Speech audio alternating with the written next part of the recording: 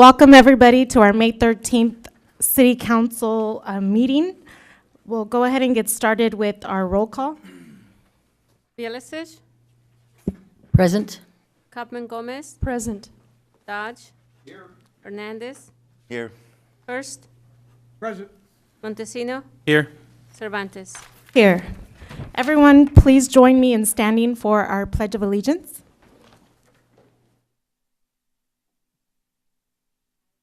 Allegiance to the flag of the United States of America, the republic for which it stands.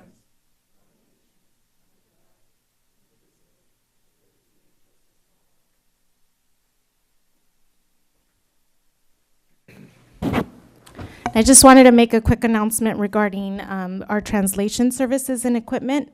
Para los residentes de la comunidad necesitando servicios de interpretación, tenemos los aparatos de interpretación en español. Obtenga un aparato de la mesa junto a la caseta de interpretación. Préndalo y use el canal 0. Cuélgueselo en el cuello con el frente hacia afuera. Si no puede oír, revise que el aparato esté encendido y sin obstrucciones. Solo funciona dentro de la Cámara del Concilio y regréselo antes de partir. So before opening up for presentations and oral communications, we do have Bob Martin del Campo, one of our firefighters, who is going to provide a quick and brief update regarding last night's fire off of Riverside Drive. Around 9:57, the Watsonville Fire Department got dispatched to turn out for a Perspo baskets on fire on Riverside. What it was Robert Mann packaging. There was pallets of cardboard and strawberry containers, which is a petroleum fuel once it gets superheated. Was on fire for several hours. Your firefighters put that fire out with aggressive suppression along with help from the rest of the county. We had a total of 8 engines, 2 trucks, and 3 chiefs that showed up for the fire. A total of 40 firefighters on scene at the time. We experienced no casualties, no losses, 1 displacement, and the collaboration, excuse me, the collaboration between the different departments I had Terry Traub with me the whole time, Robert Neal with me the whole time. I had seen the city council members out there providing support for their line troops, which was important. I got a lot of comments on that. And Public Works this morning. The performance and the collaboration was outstanding. We were able to do as much as we did with as little people as we had, and it was a success. Nobody got hurt, no casualties, 1 displacement, and I want to say in and around $2 million saved in revenue and about $1.5 million lost due to a loss of a structure and some other material out there. One of the things I need to bring to light here is the 2 trucks that we had. We were able to deploy one of them with the aerial operations enhanced and aggressively suppressed the fire. The other truck was in for maintenance. It was getting a starter changed. Had we had both of them out there, we would have had aggressive attack immediately. But because of our mass mutual aid plan and agreement, we had North Monterey County out there setting up aerial operations, and the collaboration was across the county great. So I want to hand it to those guys. They did an outstanding job. Any questions? Councilmember Dodge. I would like to take this opportunity to thank, and I always forget his rank as battalion captain is Actually, division chief. Division chief. Yeah.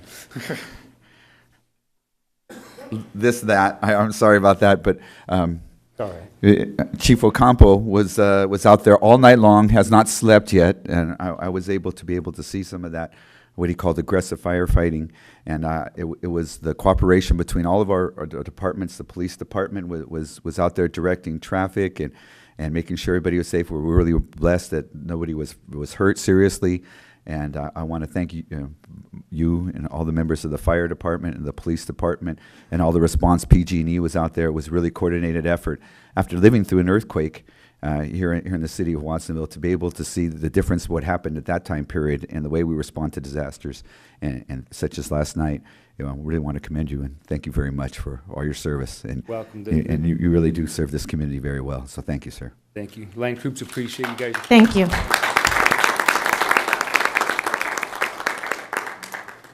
We will now open this up for oral communications from the public.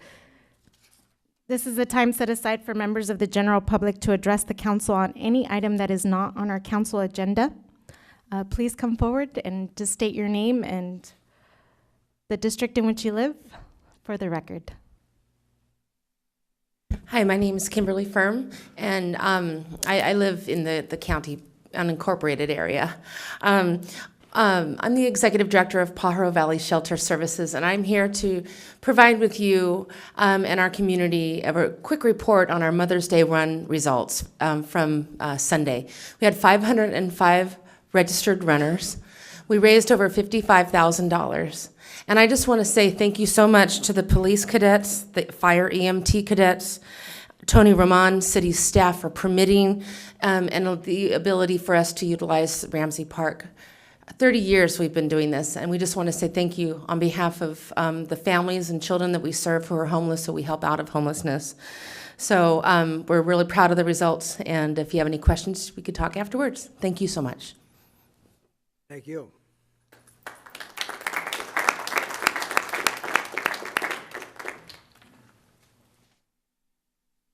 Good afternoon, City Council members. My name is Francisco Zamora, and as you could see, I was very upset, but because I've been in jail, I just got out of jail, was 15 days without committing a crime in Santa Cruz County. I was accused of trespassing for 5 times when I only did it 2 times, but they set it up for 5, Watsonville PD, which some members are here. In fact, I was coming to this meeting, and guess what? I still been harassed. I already submitted a lawsuit for Watsonville PD because Officer Albert Lopez almost got me killed when I went to visit my ex-girl. My ex-girl, by the way, her mom is here right now. We were having an argument because I was under the impression that she was pregnant, and I needed to find out what happened to my kid. And that was the reason I was going over there. There was no other reason. There was no violence. I'm against violence, and the department, Watsonville PD, was making me every time to become more violent, and I honestly believe that I don't like violence, and I would like you guys to do something to train Watsonville PD to stop the violence, because I'm under the impression, and I've talked to several people in the community, and they have told me that Watsonville PD, they threaten them, they have made them more violent because they have acted violently to them. So they come out of jail becoming more violent. So I see that, and I see it in myself. I don't want to be a violent person. I want to be myself. I want to be a good member of my community. So instead of getting violent, I submitted a lawsuit against Albert Lopez and Watsonville PD, which I need your support. And by the way, evidence of that is that when I was coming here, I got pulled over again for no reason. And I was coming in my bike. So please help me out. Thank you.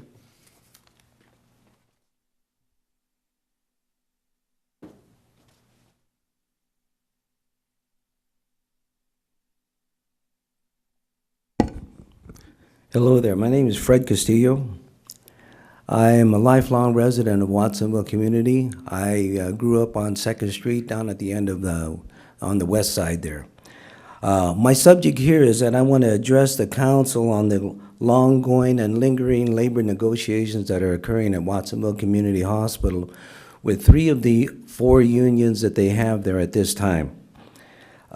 These long drawn-out negotiations are casting a lingering cloud over the employees, and it's going to have an effect on the city too at the same time, because the mission statement of the community health systems, Watsonville Community Hospital, states that the community health system is known for sound management. Now, if that's the case, then is that if these long negotiations, which are going on at this particular time, would mean then in some indirect way that there's a possibility that the hospital could, and I'm not saying this is the case, close, it would have a direct effect on our city. Because we have to understand that Watsonville Community Hospital is an enticement for the city, for them to keep any kinds of businesses coming into the city. just as you have your fire department, your utilities, your waste management, and things like that. Now, I realize that the council has nothing to do with the negotiations, but the council, in some particular way, I'm asking is that you assist. And I'm not looking for a winner here. I'm looking for some fair negotiations, because at this particular time, I would like to say is that neither one of the groups, the hospital or the unions, are working in a way that would say that they are working with negotiating in a fair manner. Now, I'm an employee of Watsonville Community Hospital. I'm the longest tenured employee they've ever had. I'll be there almost 48 years. Now, I'm not speaking for any union. I'm not speaking for the hospital. I'm speaking as a concerned citizen of Watsonville. Because if, in fact, if the hospital were not to be here, where would our citizens be? Where would they have to go for services? They're going to have to go someplace out of town, and we don't want that. We want our community to have a hospital here in town. So in some way, shape, or form, I would like the city council to assist in any way that they particularly can. And for me, the goal is, I'm not looking for the union to win, I'm not looking for the hospital to win. What I'm looking for is a win-win situation and an end to all of the fighting. Thank you very much. If you have any questions, I'm more than happy to answer them.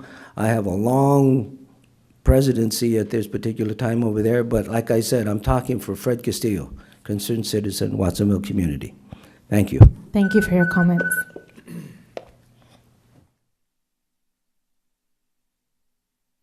Any other members of the public wishing to address us on any item not on our council agenda? Seeing none? Oh, okay, someone's making their way up. That wasn't me.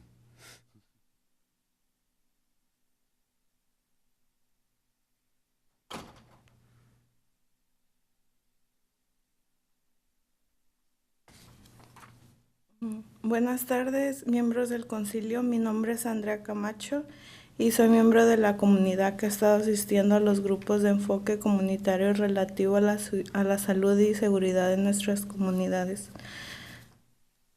Es CPP Proyecto Q. Estoy aquí para agradecerles a Karina Cervantes y a Daniel Douch por su atención cuando se les hizo la invitación a la caminata, donde se hizo un recorrido a pie a un par de vecindades y negocios que se identificaron como inseguros. Se les agradece a Karina y Daniel por su apoyo para mantener y mejorar la calidad de vida de nuestra comunidad. Muchas gracias. Gracias a usted.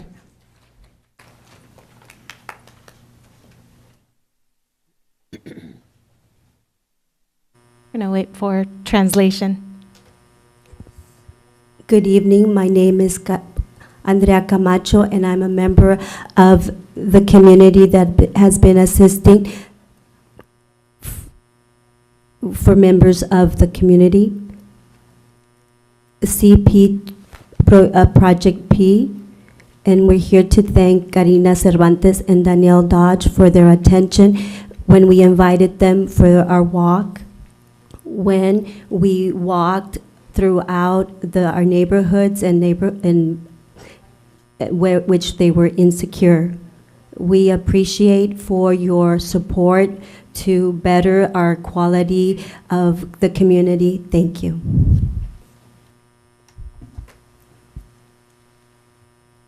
Thank you for that. Are there any other members of the community wishing to address us on items not on our agenda? Seeing none, we'll return for oral communications from the City Council. Councilmember Bilicic? I just wanted to say I had the opportunity to attend the Fire Academy graduation April 24th, and it was a heartwarming event where we had 5 new firefighters sworn in, and I thank you for all the efforts last night. It was great. We also had a business expo out at the fairgrounds, of which the city participated in, and I thought that was really good to see the city involved with the business community. Day of the Child, April 27th. A lot going on, great coverage from the newspapers, lots of residents involved, and very, very positive event. The PV Art Show, you notice the artwork here in the council hallways. It's from our local students, and it was an event, I think it was last week, and it was very, very well attended. Students felt that their artwork is here. We have some really great artists in our community. And then we had the grand opening of CAB at the El Oteño last week.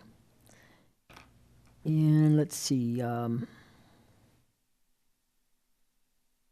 the evening of Black and Gold at Watsonville High School, and the 10th year anniversary for the El Jardín Cooperative Preschool. Lots of things happening in our community, wonderful events, and I appreciate all of the city involvement. Thank you. Thank you. Councilmember Montesino? Well, good afternoon, everyone. I'd just like to report out that this upcoming weekend we have a couple events I would encourage you to attend. We have the Watsonville Teen Day. This is going to be right at the plaza, where it's being sponsored by our Watsonville Youth Council and the Mariposa Art. So I encourage you to come by. It's going to be from 2 to 4 p.m. at the Watsonville Plaza. So please, if you want to attend, you're going to see a lot of our teenagers engaged and what activities they're doing. So it's encourage you to attend. Also, in my district, we're having a spring cleanup under Councilmember Hurst and I.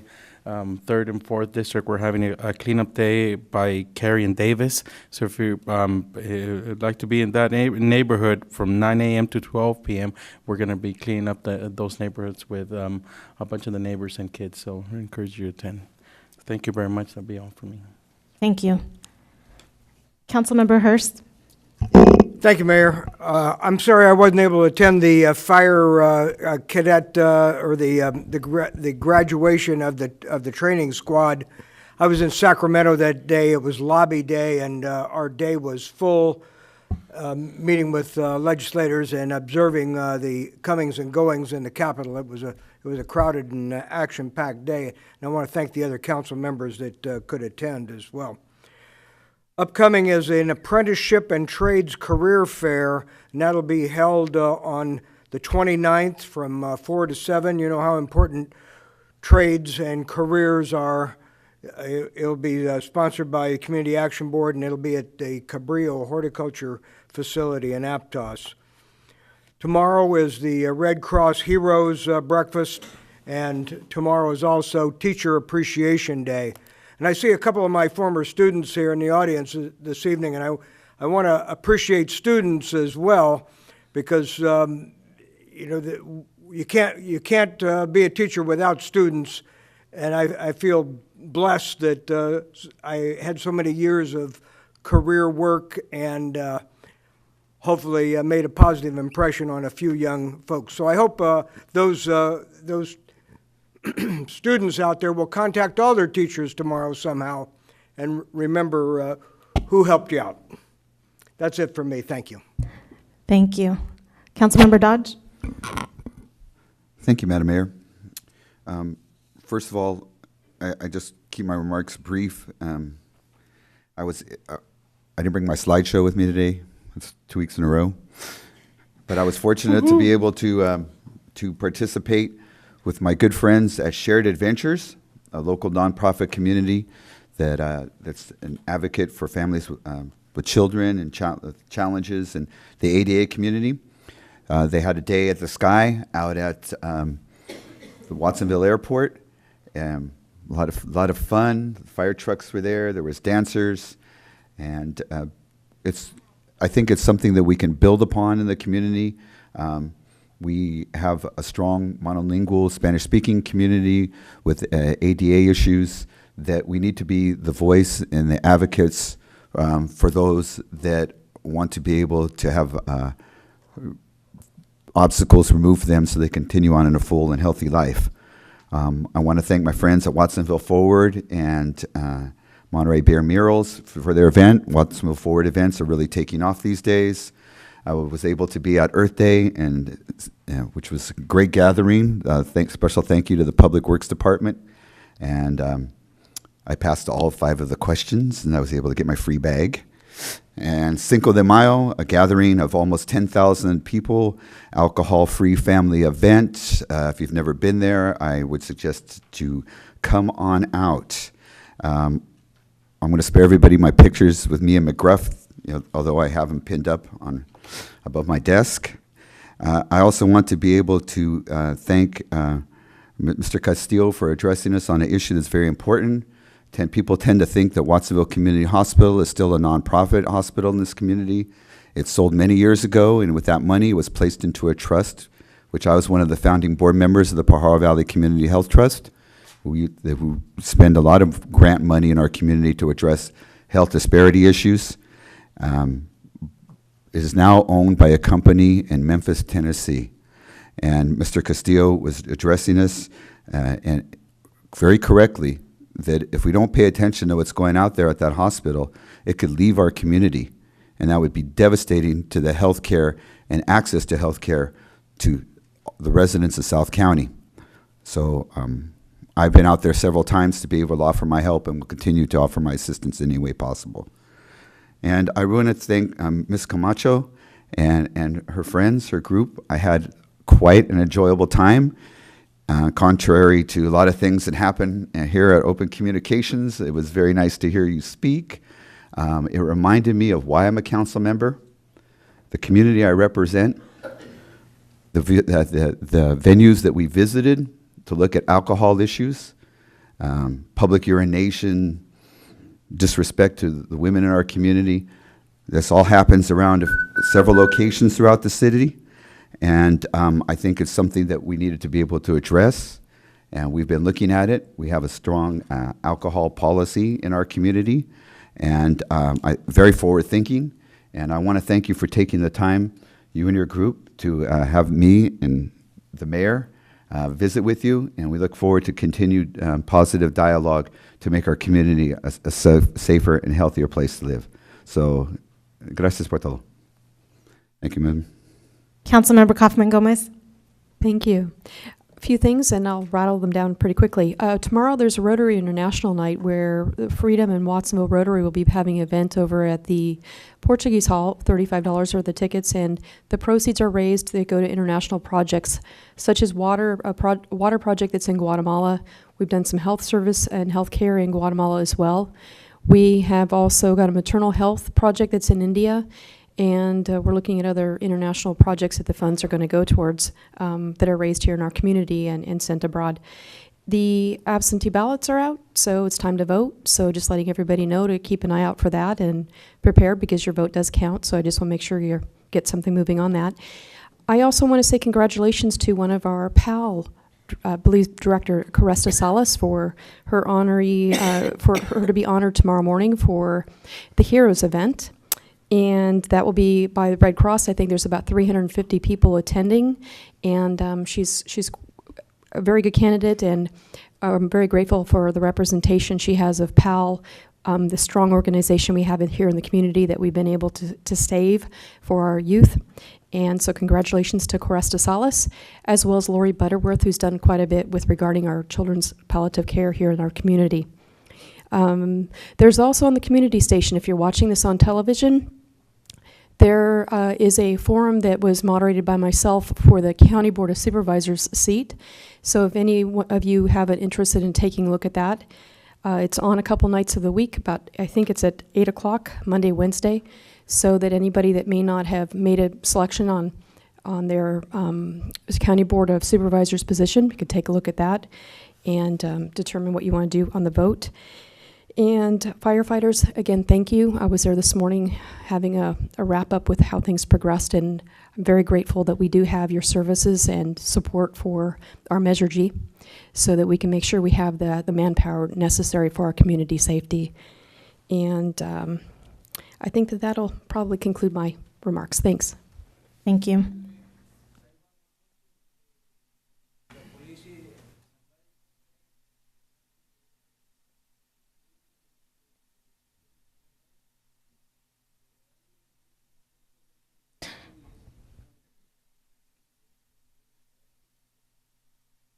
Okay. Do it. Yeah. Okay. Vice Mayor Hernandez, do you want to begin with your comments?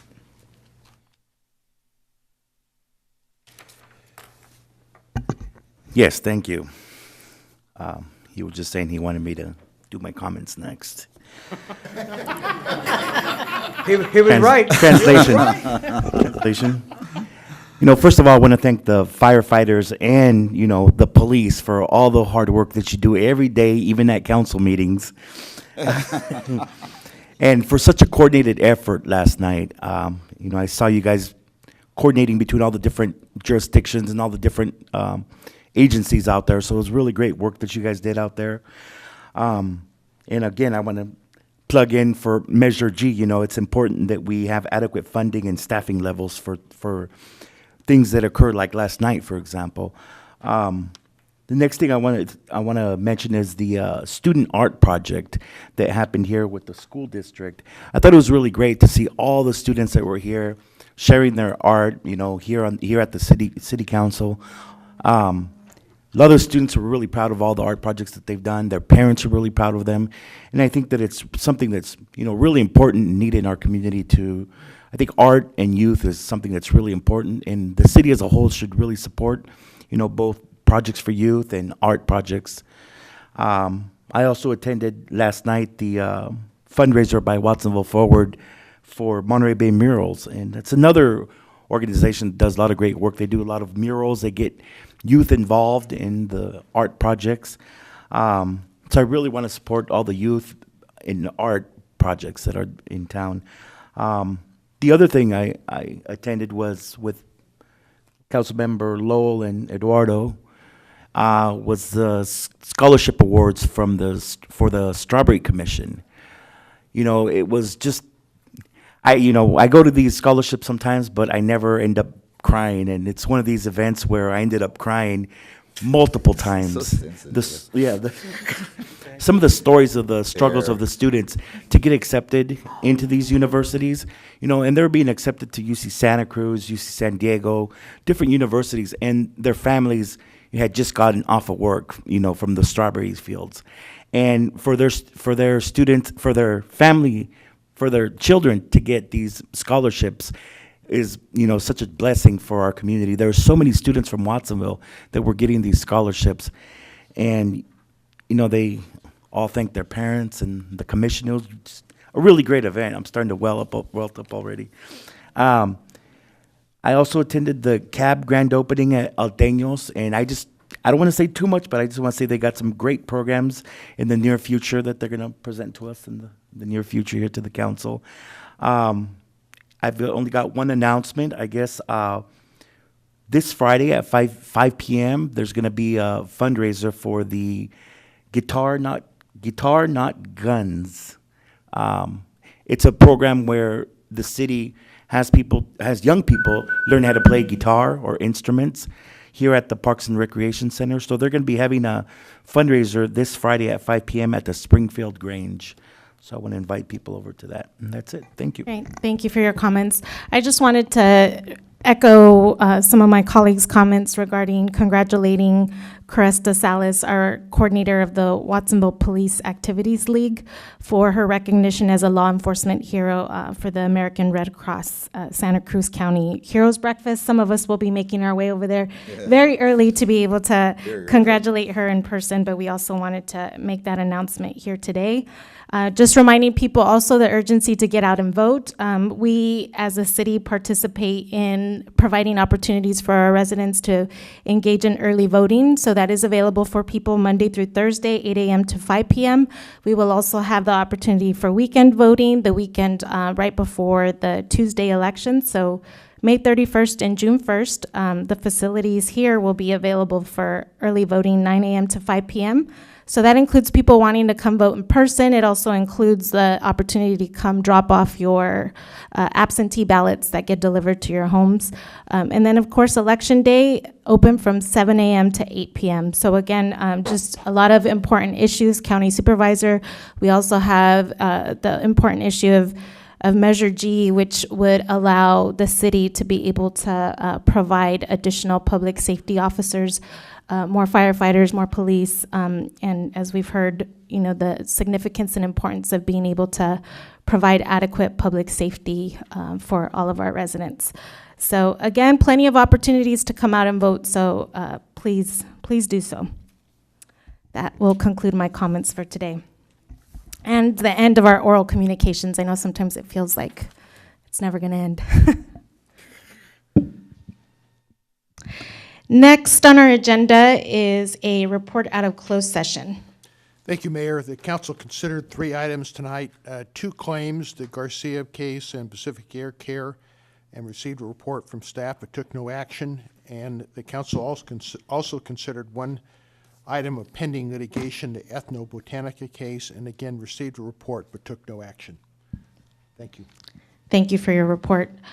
Next, I wanted to invite Councilmember Dodge and Councilmember Montesino down with me to help in the presentation of our proclamation to our retiring general manager of the Santa Cruz Metropolitan Transit District.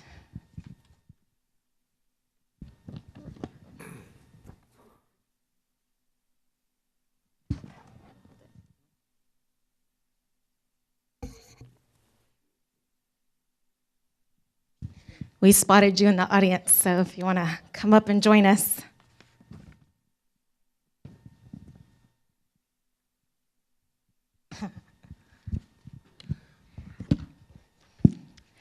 I just wanted to take this opportunity, Mr. Les White, who is retiring from the Santa Cruz Metropolitan Transit District, on your long, illustrious career. There's many notable accomplishments, but I do just want to thank you on behalf of the city of Watsonville for recognizing the growth of our community and also recognizing the important service of providing accessible transportation throughout the county and also low cost and transportation throughout the county. And your accomplishments are many and significant.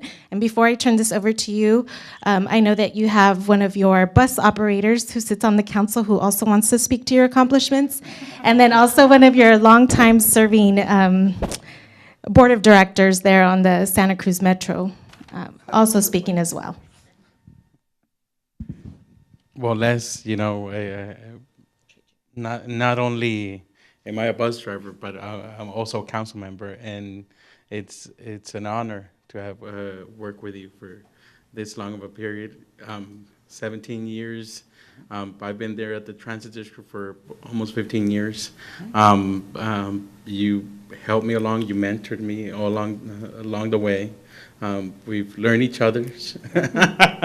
But for our community, you've done so much. You recognize but how our growing community needs the service. Like Councilmember Dodge always reminds us, it's access to education, access to healthcare. It's just access to Santa Cruz sometimes, just to get a job. So on behalf of our community, on behalf of our bus drivers that, you know, love you with all their heart, please accept this simple acknowledgement. Thank you. Thank you very much. Thank you. First of all, Les, I didn't get the memo we were wearing ties. I didn't recognize them when I got here.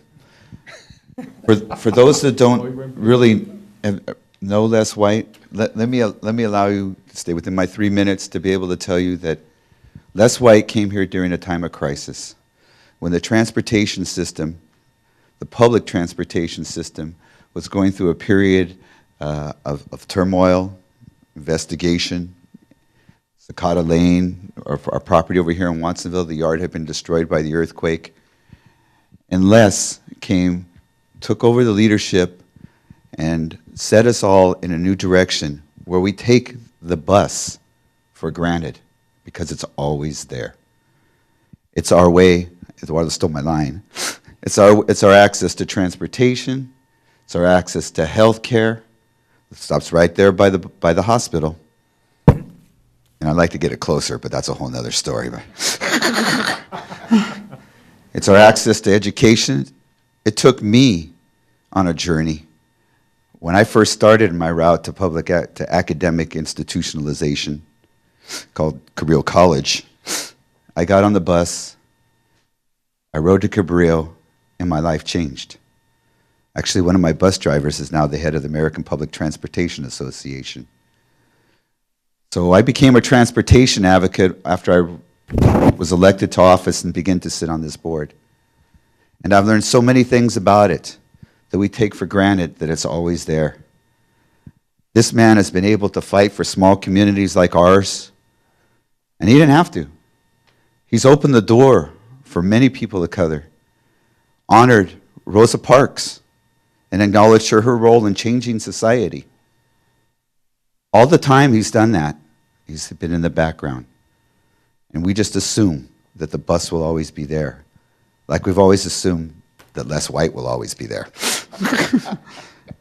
Les has allowed me to become involved on the national level. I now represent our community as a transit board member on the National American Public Transportation Association for small communities like ours that depend on the bus.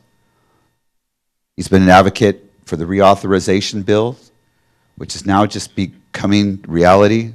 The new acronym is GROW. It was MAP 21, and before that, I don't remember what it was. But T21, he has a legislative history.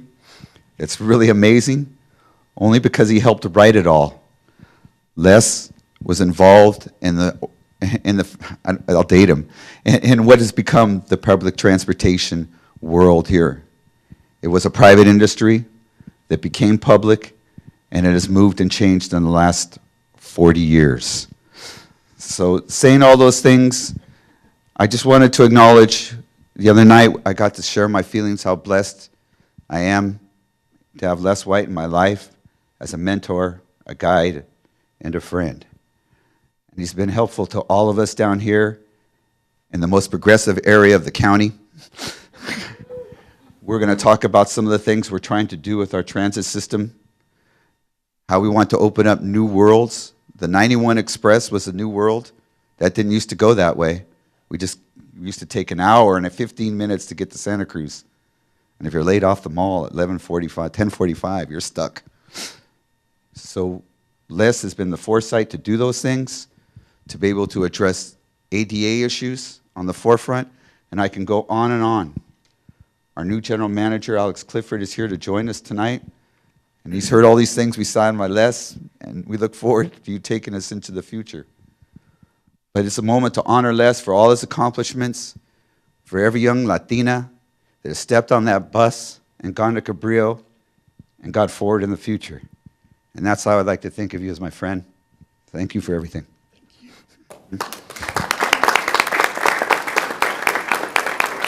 So just in recognition of your 42 years, not just, but because we want to celebrate your long history, 42 years in public transit, congratulations, we present this proclamation to you. Thank you. Thank you so much.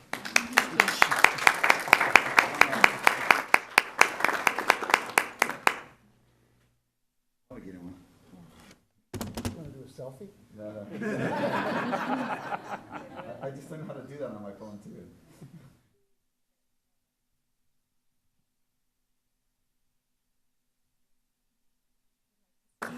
Thank you so much.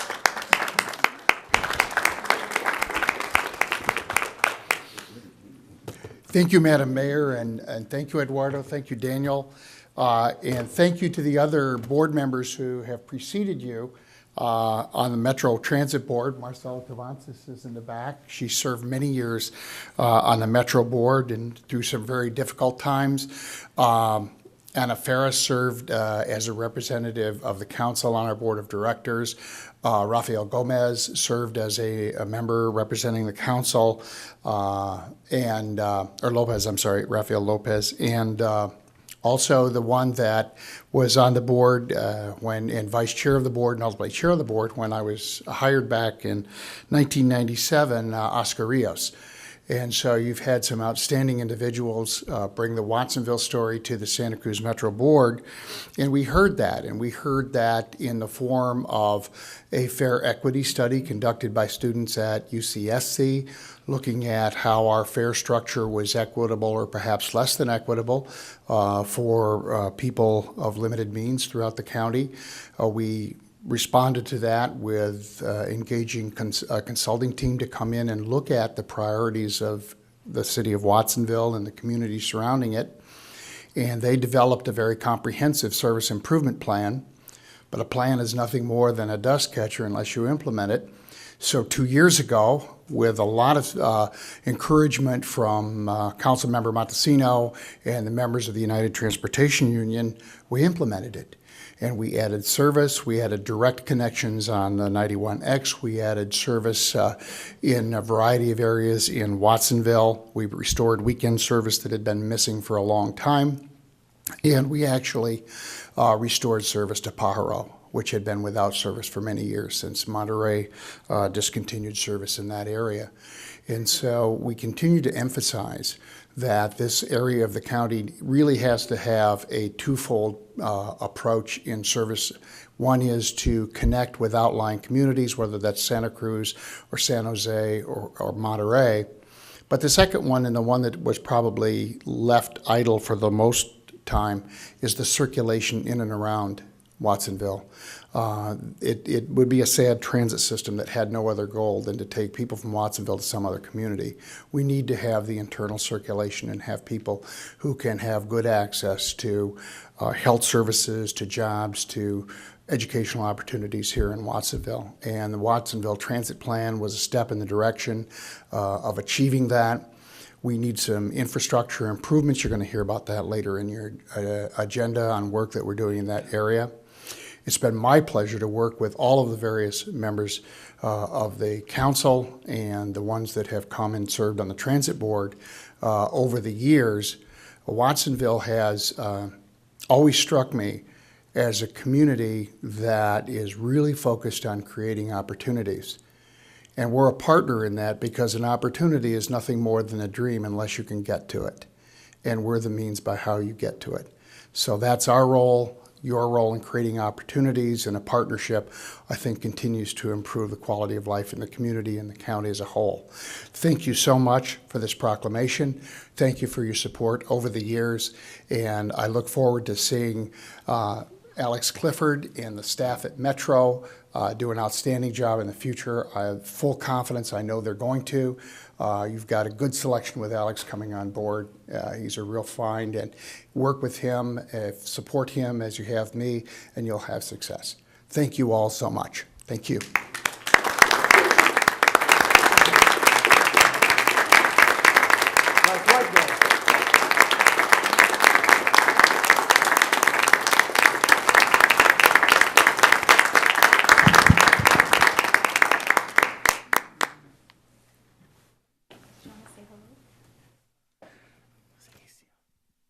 So our new director, Alex Clifford, for the Santa Cruz Metropolitan Transit District, will introduce himself a little later in tonight's program. So next, I wanted to invite up the representatives from PG&E who have a special presentation to make. Hi, I'm Rob Morris. I'm the division manager for PG&E here in the Central Coast, and I'm honored to be here. As Councilman Dodge said, you certainly are leaders, not only in transportation, but in energy savings. And I think that's a testament not only to the City Council, but to the great people that you have working in this city. So I'd like to introduce Jose Rios, who is a senior account manager for PG&E, to talk a little bit about the project and what you've done. And then it is all about partnership, not only with PG&E, the city, but also AMBAG. And I have Joseph Button here also to talk about the partnership that we've had with the city. So.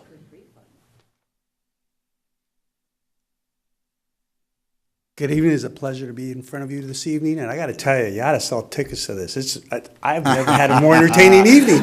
It's really great. I happen to sit on a little planning commission down in Gonzales, and I'll tell you, all I ever hear regarding public presentations is the sound of crickets. Not a whole lot more.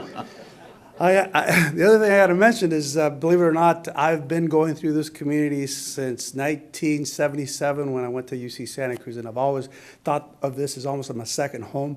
My wife literally makes this her second home. There's a little nursery called Ortega's Nursery here in Watsonville, and I swear that lady's here every week. It's like, come on, tax dollars in Monterey County. No, tell her thank you for that. Oh. We appreciate that very much.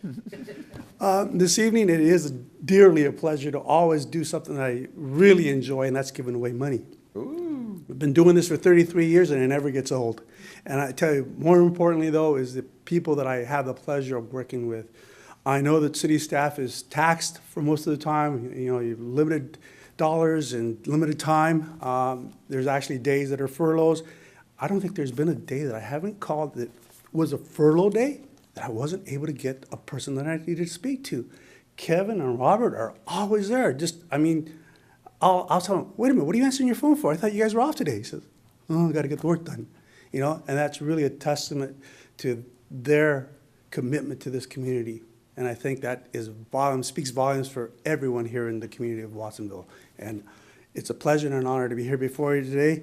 I'm simply going to present this small little check in the amount of $79,210.70 for the work that was done at the wastewater treatment plant.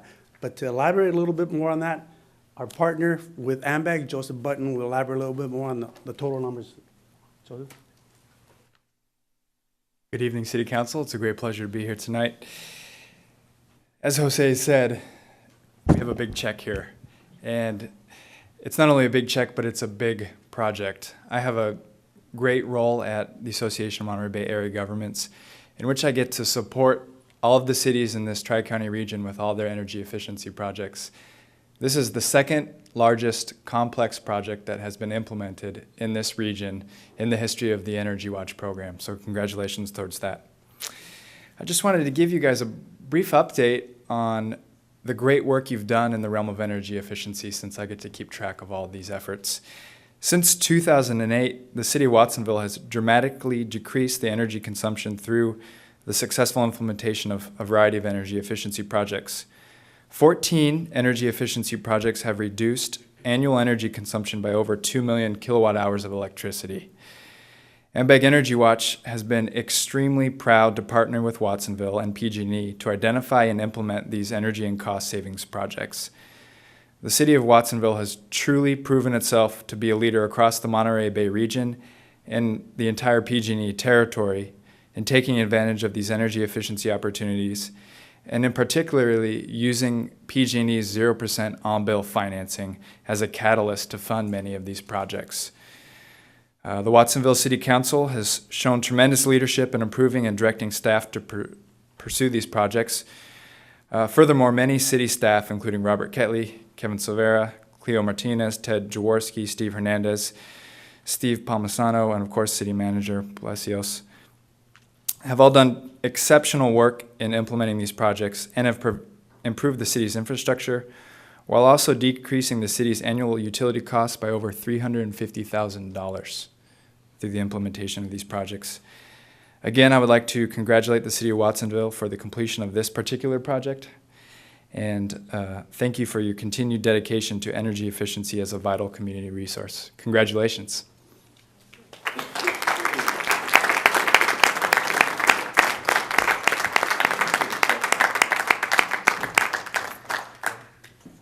So we'd like to present the city with this larger-than-life check.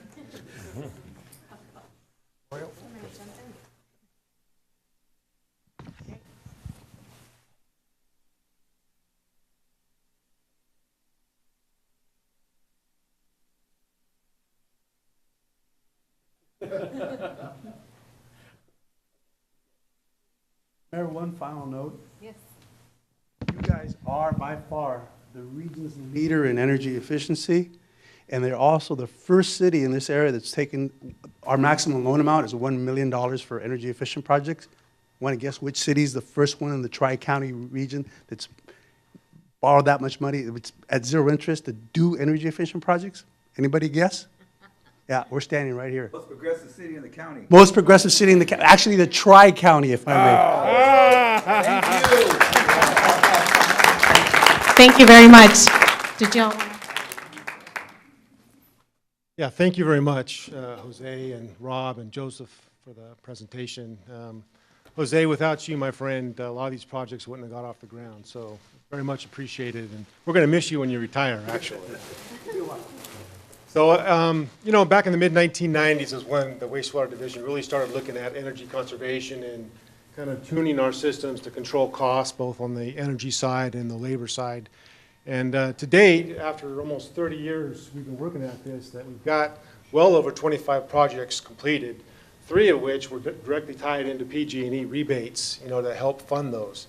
So, we're still at it. Our goal and our vision for the wastewater division on the energy usage is to be a net zero facility, which means that we're going to ultimately purchase zero electrical energy from the grid. We have a 600 kilowatt generator on site that we produce our own digester gas and use it as a fuel. And these projects like this help to reduce our plant demand down to a point where our on-site generation can meet that need. So we're still at it, and I'd like to introduce Mario Sanchez. He's Utility Maintenance Mechanic 2, recently promoted to that position. He's a fine mechanic, an excellent fabricator and welder. And when I put the call out earlier to who wants to develop project management skills, and Mario stepped forward. He was eager to learn a little bit more about what it takes to successfully complete a $500,000 energy improvement project. And with that, we've asked Mario to give you a little short presentation, a little PowerPoint presentation. It's easy to talk about the numbers, but if you can actually see the pictures and see what's involved, hopefully it'll lend itself to a deeper appreciation for the amount of effort and work that went into that. So, Mario, you want to take a seat over there and run us through the presentation? Sure.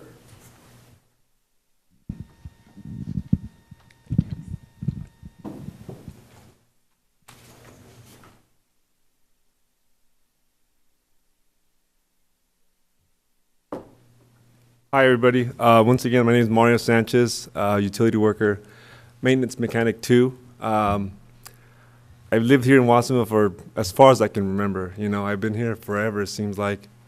And when Kevin came to me and asked me if I wanted to do this project, I said yes. I did lose a little bit of hair.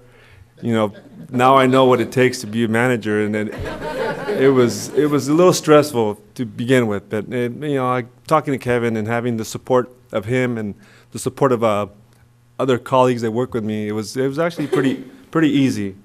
Like I said, this is the aeration diffuser replacement project. What did we do? Support why we did it. The reason why we did it was to support the wastewater treatment division, provide cost-effective treatment and disposal of or reuse of the wastewater. Help conserve our natural resources. Help us move closer, like Kevin was saying, to a net zero energy wastewater treatment facility, which we're doing numerous amounts of projects right now, this being one of them. What did the project include? We took out an old lamps and blower that was installed back in the early mid-90s. There was nothing wrong with it. It was just efficiently, energy-wise, costly. It was costing the city too much money, and it was better, for us to change it. We went in there, replaced the coarse bubble diffusers with some fine bubble diffusers on 2 aeration basins. On one re-aeration and 2 aeration basins. And then we had to modify the controls to make it work to our system. What was the cost? Kevin mentioned that it was $524,000. Then to me, that's a lot of money. That as much as my house, more than my house, but sometimes you got to spend money to save money. So this right here helped us. PG&E helped us finance it. So right now we got a finance 0% interest loan for 7 years. Obviously, you guys saw that check that I wish I could take home myself for close to $80,000. I'm glad, that just proves to, the partnership that we have with PG&E that, I'm glad that they're helping us get closer to getting to the net zero that we want. We ended up using $34,000 out of our sewer enterprise fund, and the estimated payback is actually 4 years. So hopefully in 4 years we'll be getting all that money straight to our bank accounts. This is a little sequence. The pictures are not that great, but some of the things that they did and what we helped with them was actually, they went in there early September and they took out the old aeration basins, and it was an old system, coarse bubbles, and we just upgraded it, you know. So what they did is actually they went in there and they removed the fine, removed all the old stuff, and they came in and actually installed the coarse bubble. They removed the coarse bubbles and they installed 8-inch manifold, which is one of the center pictures there. And they came in and just, you know, these guys were on it. You know, they came in and did a great job. They also, if you see on the left side, on the right side, you see all these fine 8-inch or 9-inch discs that actually provide fine bubbles. And like I said, it just uses up less air, and it's better efficiency, and it works a lot better. And on October 21st, the new blower came in. The new blower the old blower was removed, and then the new blower was installed. And then they had to do a lot of pipe modifications. You know, they came in, removed some of the old piping. I love to weld, you know, and one of these, what they did, they started measuring stuff, and for them to just measure it and weld it up out of the place and then put it in was something that I enjoy watching, and I'm glad that was a part of that. The company actually had an electrician come in and wire all the wiring and stuff, so it was pretty fun to see that. You know, they needed to do the installations. They also needed to integrate it into the neurals, into our SCADA. So you know, I was just glad that everything worked out. This is the old style. Just to give you an idea how big that is, you know, that's a 150 horsepower motor, and the new one is the same size, but most of the time we would use two different blowers. This new blower is actually smaller and quieter, and it's just more efficiently. It works really nice. This is the old coarse bubble diffusers, and what it was kind of a lot of turbulence in the water. It was doing the work, but it was just too. The turbulence was, you know, it was doing the work, but the diffusers, the new ones, actually work a lot better. You know, they use less air, and it just helps out a lot more. Kevin had asked me to write some of the things that I learned, you know, and using all forms of communication, making everybody aware of what was going on, from the supervisors to the construction crew, just keeping everybody informed, helped everybody out. So that was one of the things that I learned that was very important, was communications. Daily documents, you know, writing everything down. At the end of every day, I would go to my desk and write what these guys did and what they didn't do, and just help me come back. If something would needed to be done, I could ask, you know, you guys missed this or you guys missed that. And then tracking and following up essential components of this project being completed within budget. You know, we wanted everything to be done right and fast. So I was glad that worked out. I was glad that everything was done in a certain time and that there was no injuries. If anybody has any questions or comments.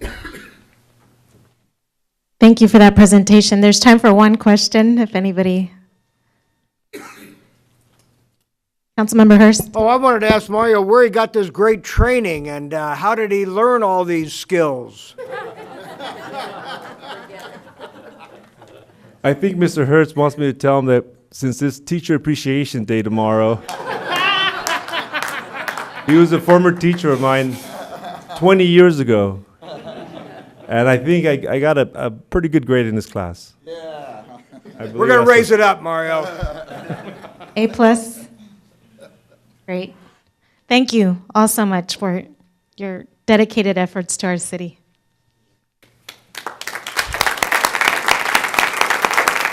Good job.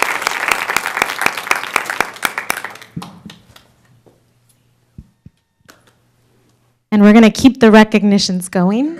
It's good to celebrate all the great things that our city staff and a city as a whole believes in and is dedicated to. So do we have Frank Lopez here with us today? Yeah.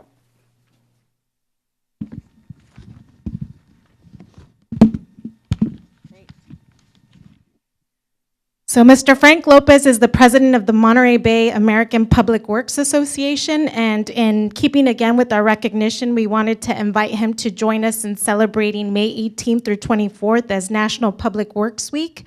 And we did want to recognize all of our engineers, employees, managers, and all of our public works professionals that help to ensure that the vital services remain consistent and constant and are available for all of our residents. So I wanted to, as mayor here, Karina Cervantes, mayor for the city of Watsonville, proclaim the week of May 18th through 24 as National Public Works Week. And I wanted to urge all of our community members to join me in paying tribute to our public works professionals for their contributions to our welfare and also to our quality of life.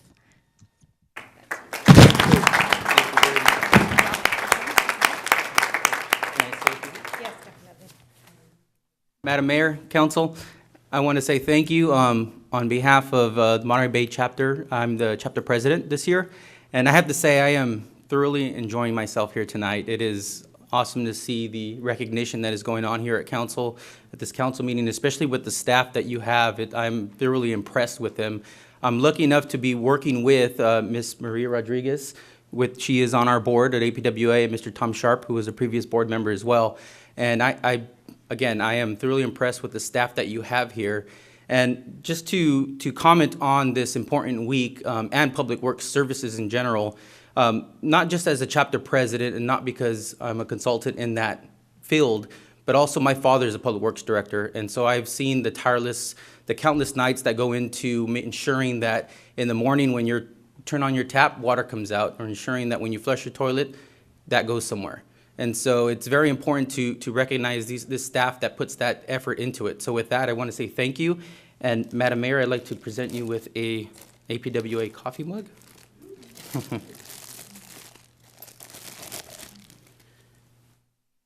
And then also, this is the poster for our APWA National Public Works Week. We presenting this to Council, Madam Mayor, for to be hung in City Hall. So thank you very much.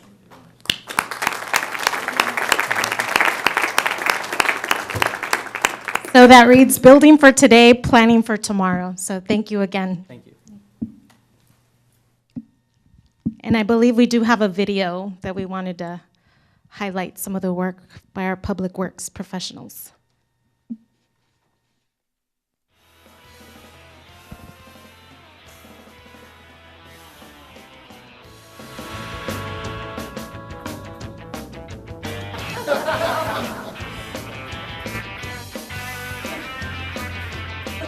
We're out here every day cleaning the city's sewer lines. To prevent sewer overflows and protect the environment.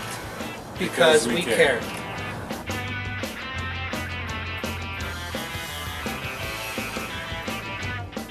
The City of Watsonville Utilities Department Laboratory. We test wastewater to protect public health and the environment. Because we care.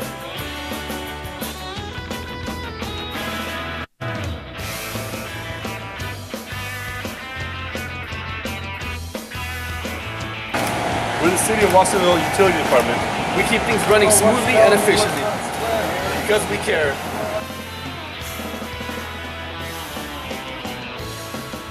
Recycling water for crop irrigation. Because we care about conserving our natural resources.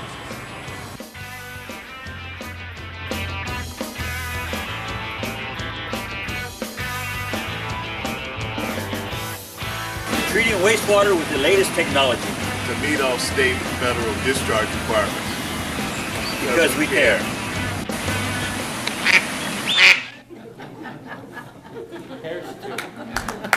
Yeah.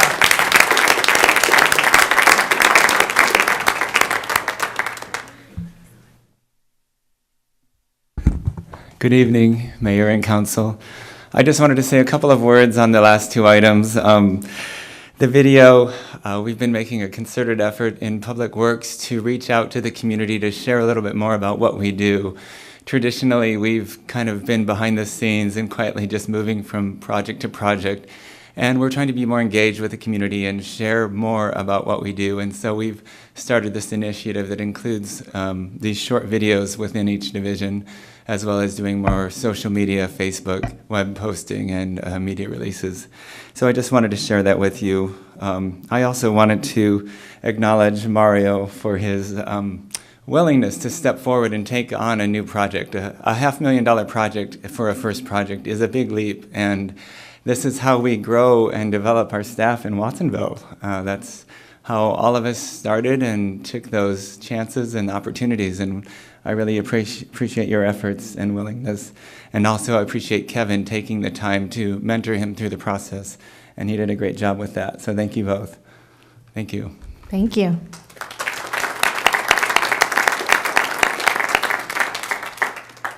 And next, we do have another special presentation from the California Water Environment Association, if you're here today.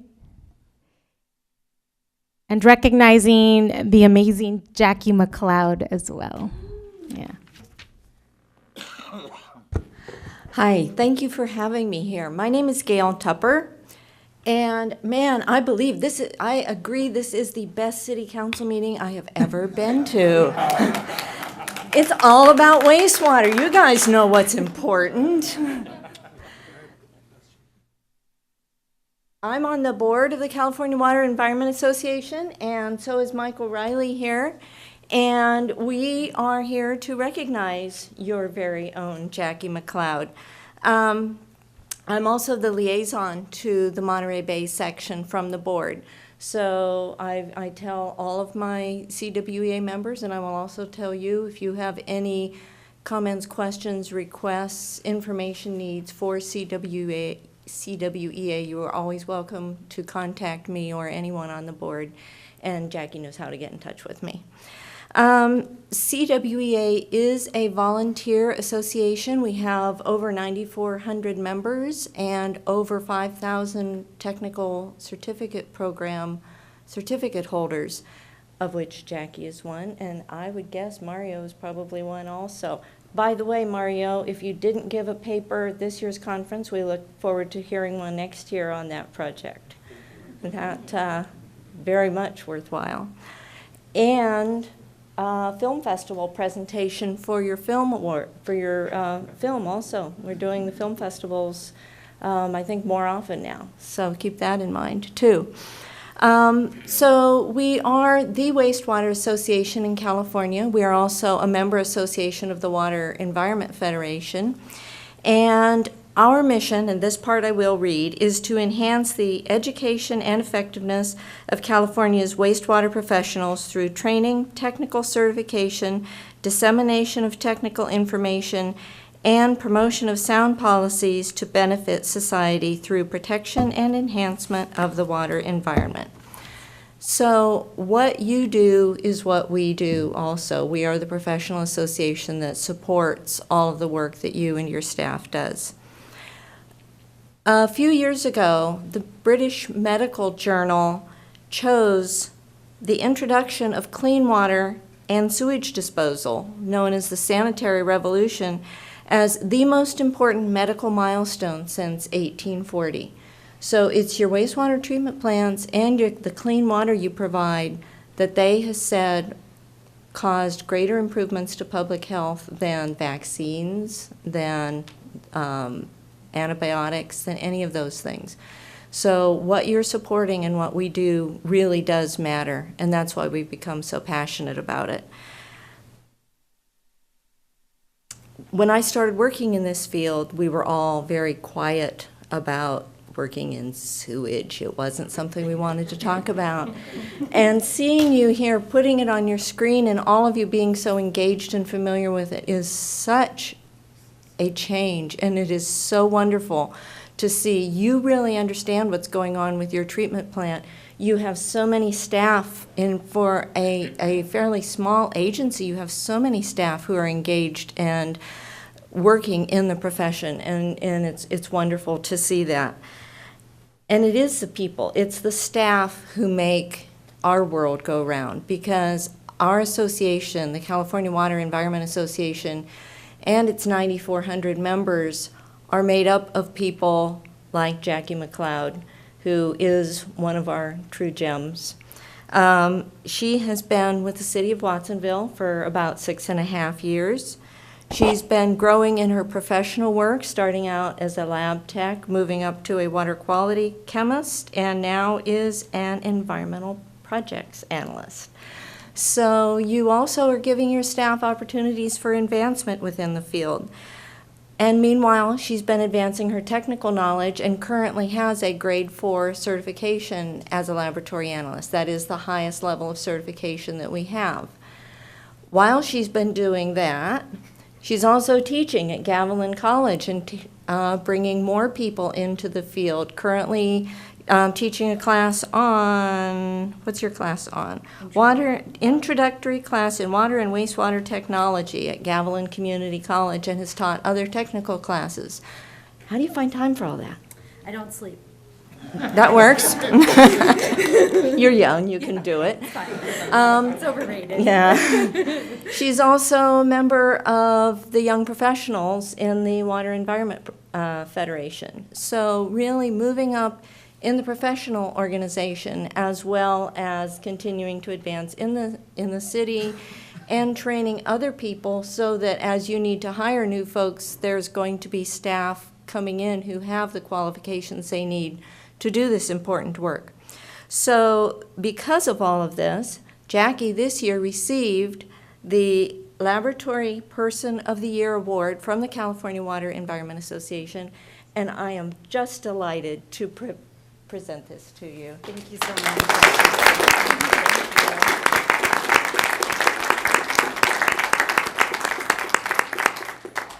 And your staff just keeps rolling on. I will also mention that Bradley Stokes, who also works at your wastewater treatment plant, was a second place award winner for the electrical and instrumentation category. So you have quite a staff here, and we so much appreciate the support that you and your city leaders, staff leaders give, so that your staff can continue to provide the training that our people need and to advance their own technical knowledge. Thank you. Thank you very Yeah. much.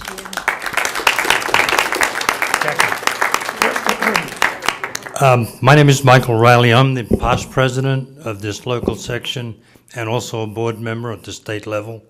There was one other thing that Jackie has got that's been delayed. She also won this same award at the national level.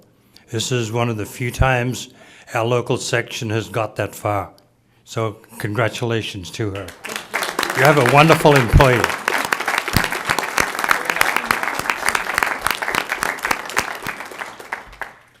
And I just wanted to add a couple more things. We did recognize Jackie's talents and recently promoted her to Environmental Projects Analyst. And in a very short time, she's already been very successful in working on Pinto Lake, has secured a $750,000 grant to help treat the lake. She has also jumped into water infrastructure grant applications and has applied for over $30 million in grants for us already, and she is working on FEMA, flood control, water supply, and water quality issues for us now, and we are having a great time together. So thank you, Jackie.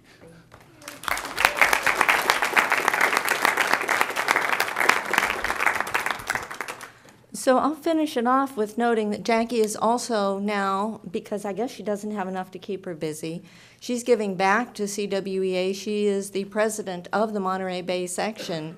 So, and she's perfect in the position. She's obviously very engaged in the work. She's enthusiastic, supportive, a real gem.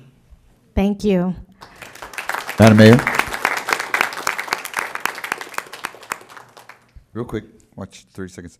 It's not well known that I started my career on the sewer truck that was posted in the first pictures. And being an elected official, it was great training into learning how to deal with all the stuff that I deal with. That's wrong. But I do want to say to Jackie, congratulations. Jackie's also a former graduate of University of California at Santa Cruz.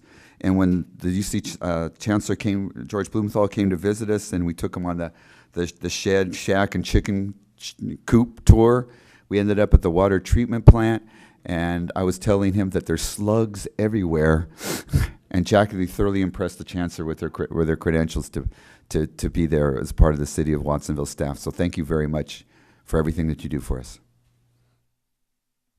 Congratulations. We just want to thank you. Yesterday we were at the League Division dinner, and the topic was on the water bond and issues around water quality. And so all of your work in Sacramento and here locally around the chromium-6 issue was recognized there as well. So thank you very much for all of your work. Next, I wanted to invite Phil Kramer, who will be providing a presentation on the 180 campaign. And this is a particularly relevant issue. I know we've had a number of community members sort of vulnerable to the issues around homelessness who have recently passed away. And so this is a particularly relevant issue for our community. And I want to thank Councilmember Kaufman Gomez for inviting you to provide this information and presentation to us. Thank you. Thank you, Madam Mayor and honorable council members. Thanks for the opportunity to give you a short presentation on 180 and some of the work that we're doing here locally in Watsonville. I think the best place to start is just an outline of what is 180. It's a local initiative, a campaign to help 180 chronically homeless and medically vulnerable individuals and families make a 180-degree change in their life by moving from being homeless into permanent supportive housing. And for the last couple of years, we've been saying July 2014 like it was a long way away, but it's just a few months away. And I'm happy to report that as of today, on our way to the 180 goal, our community, a community of service providers and multiple agencies and partners, have collectively together housed 176 individuals and families. So we're just 4 away from reaching the 180 goal, and suffice to say, we're not stopping. So we're excited about how close we are to the goal and to all the partners that have helped us get this far. We're part of a national campaign called the 100,000 Homes Campaign, and we're really following their lead, and that is to help chronically homeless and medically vulnerable people across the country, 100,000 of them, move from being street homeless into permanent supportive housing.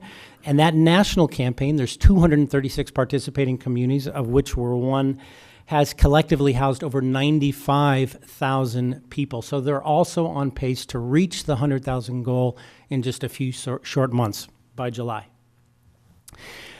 By way of background, I'd like to give you a quick snapshot of the statistics in Santa Cruz County. This information, the next 2 slides, comes from Applied Survey Research, a local Watsonville company that does every 2 years, conducts our homeless census and survey.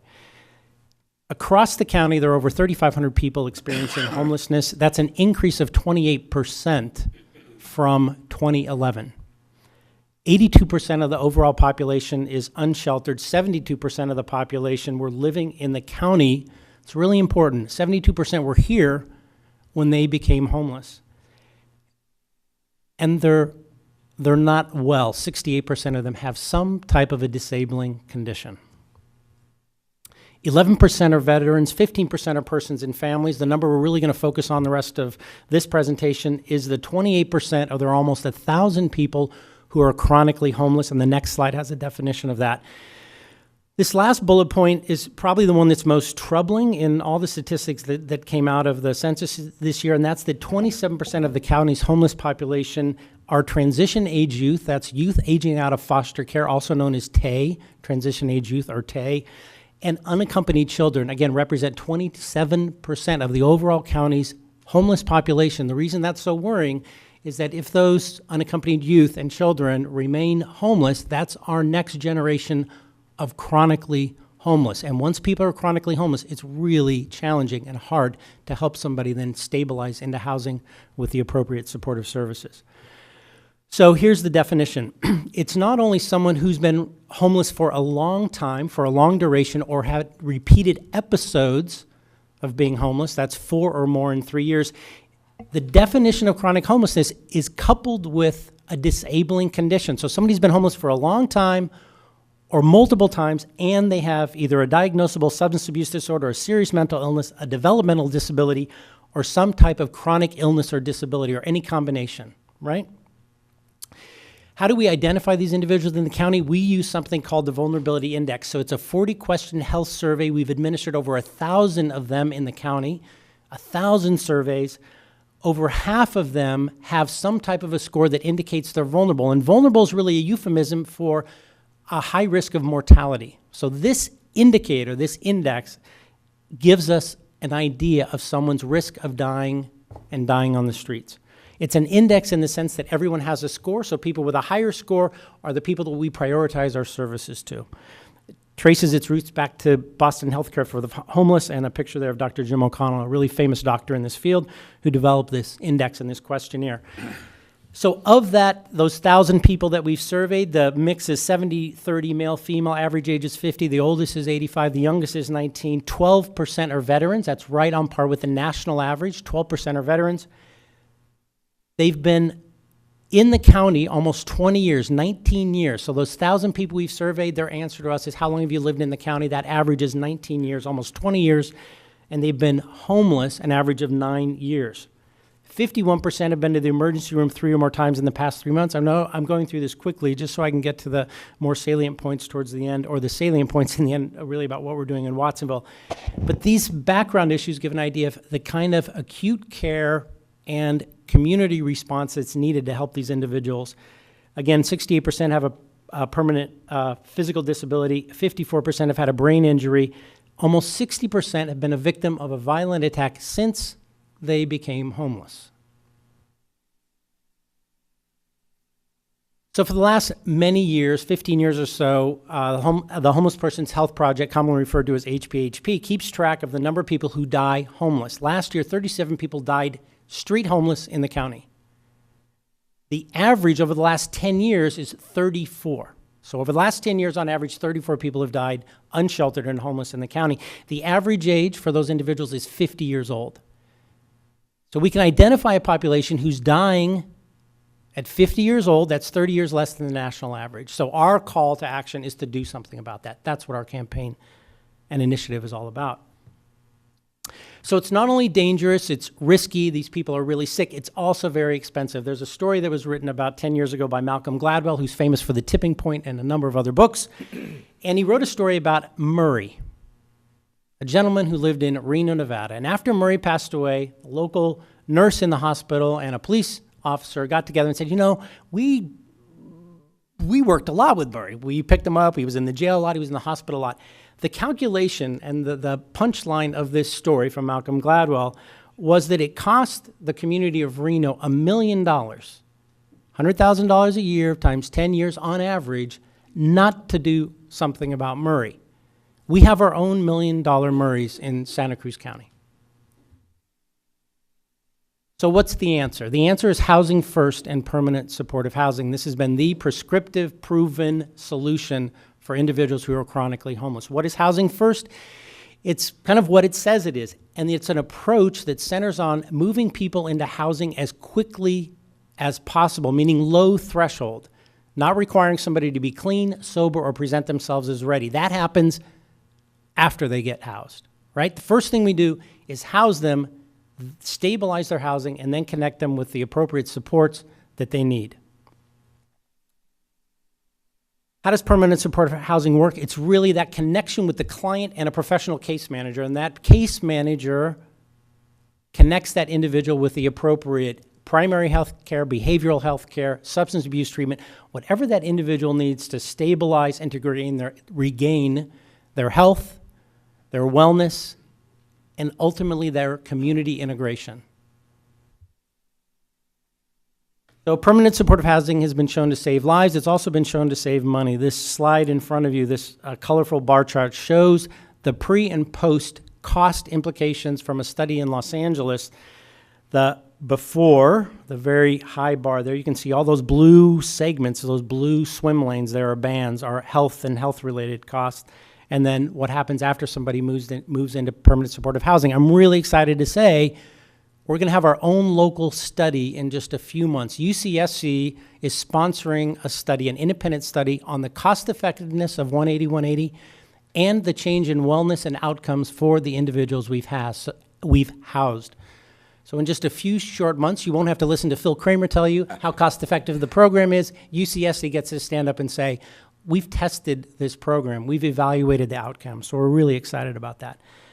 So one of the efforts that we embarked on in the last 100 days, the 100 days spanning January 27th to May 7th, so just last week, was an initiative focused on downtown Watsonville and downtown Santa Cruz.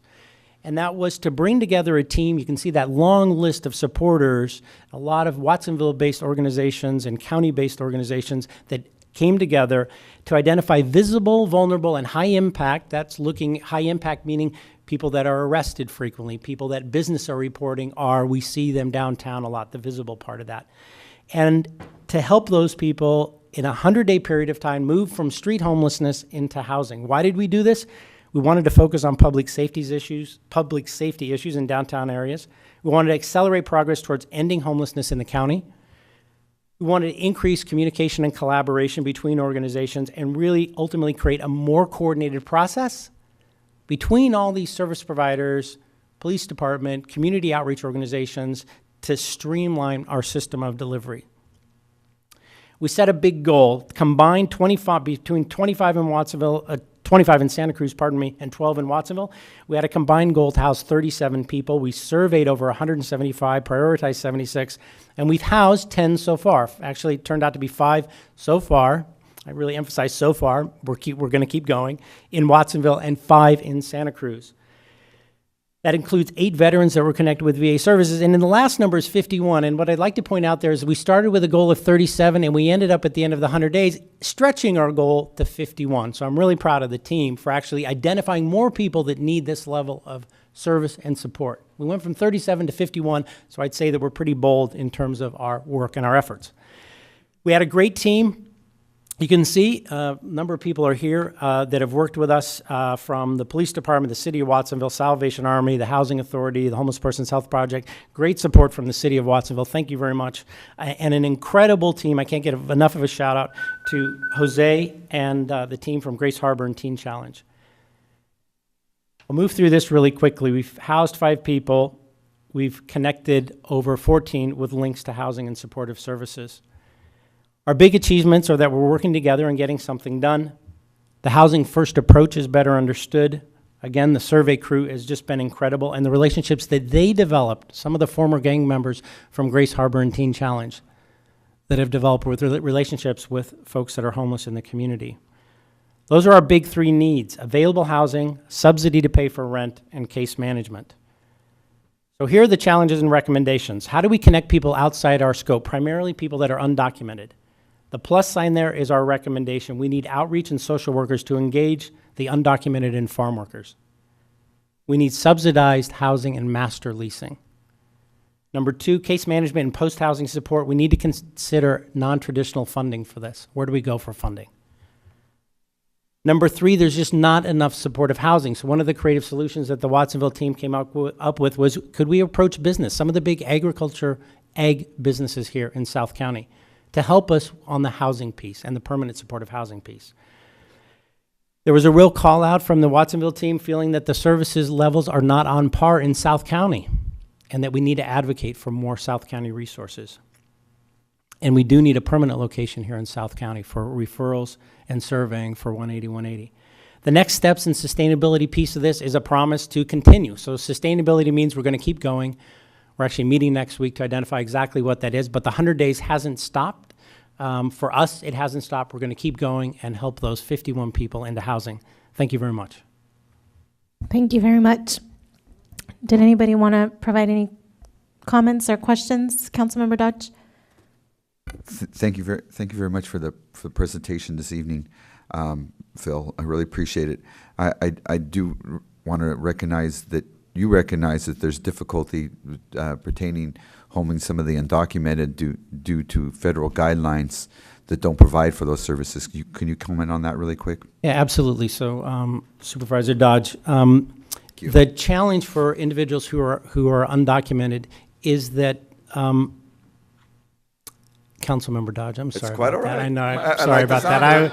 You like that? All right. Yeah. No, I I'll don't know what your battle it career out first. ambitions I'll are, battle it but out if first. there's anything I can do to help you on that, We'll on that talk path, later. all right, there we go. All right, that's not an official endorsement. Yeah, I'm thank sorry you. about that. All right. I appreciate it. I'll get around to answering your question. Coming. I really will. It is a fun meeting, isn't it? Never a dull moment. It's great. Thank you. So, as you pointed out, the challenge to provide some type of housing subsidy for people that are undocumented is that the common housing subsidy that we utilize in the county and across the country is the Housing Choice Voucher, commonly referred to as the Section 8 voucher.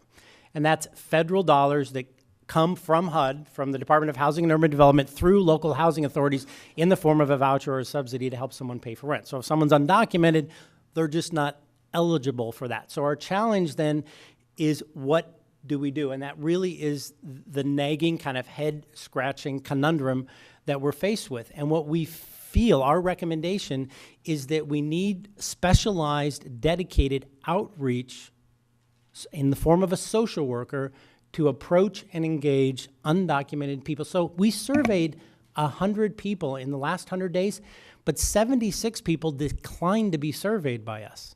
And the feedback that came back from Grace Harbor and Teen Challenge and the survey crew was, the common suspicion was, when we approach somebody with a clipboard, and if they're undocumented, they don't want to give us their name and social security number to see what programs they might be eligible for.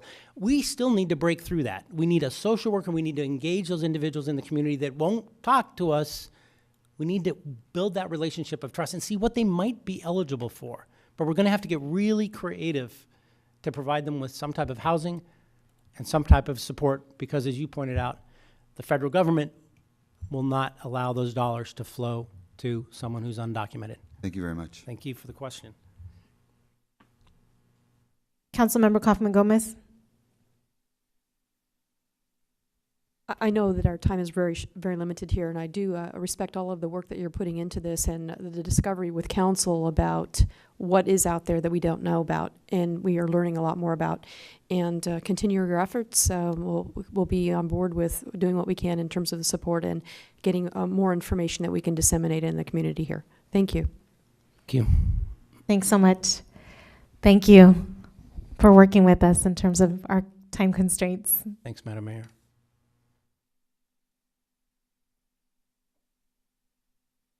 So before getting to our consent agenda, we are going to move up the presentation by Pajaro Valley Prevention and Student Assistance regarding e-cigarettes. So I do want to invite Director Sarmiento up to join us.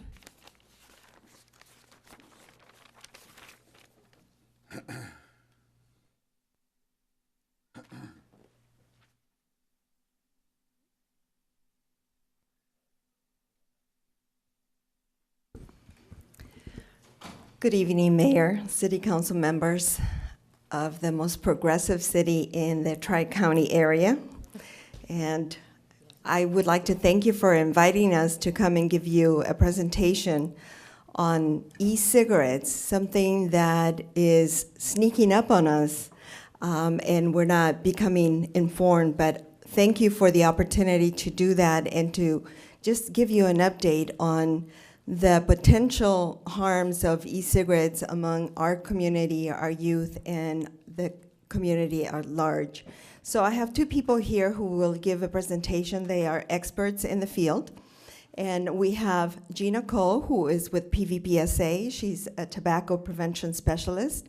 And Andrea Solano from the County of Santa Cruz, who will also provide a lot of information. And Andrea will probably give you some information of other cities in the area that are adopting policies around e-cigarettes. Thank you.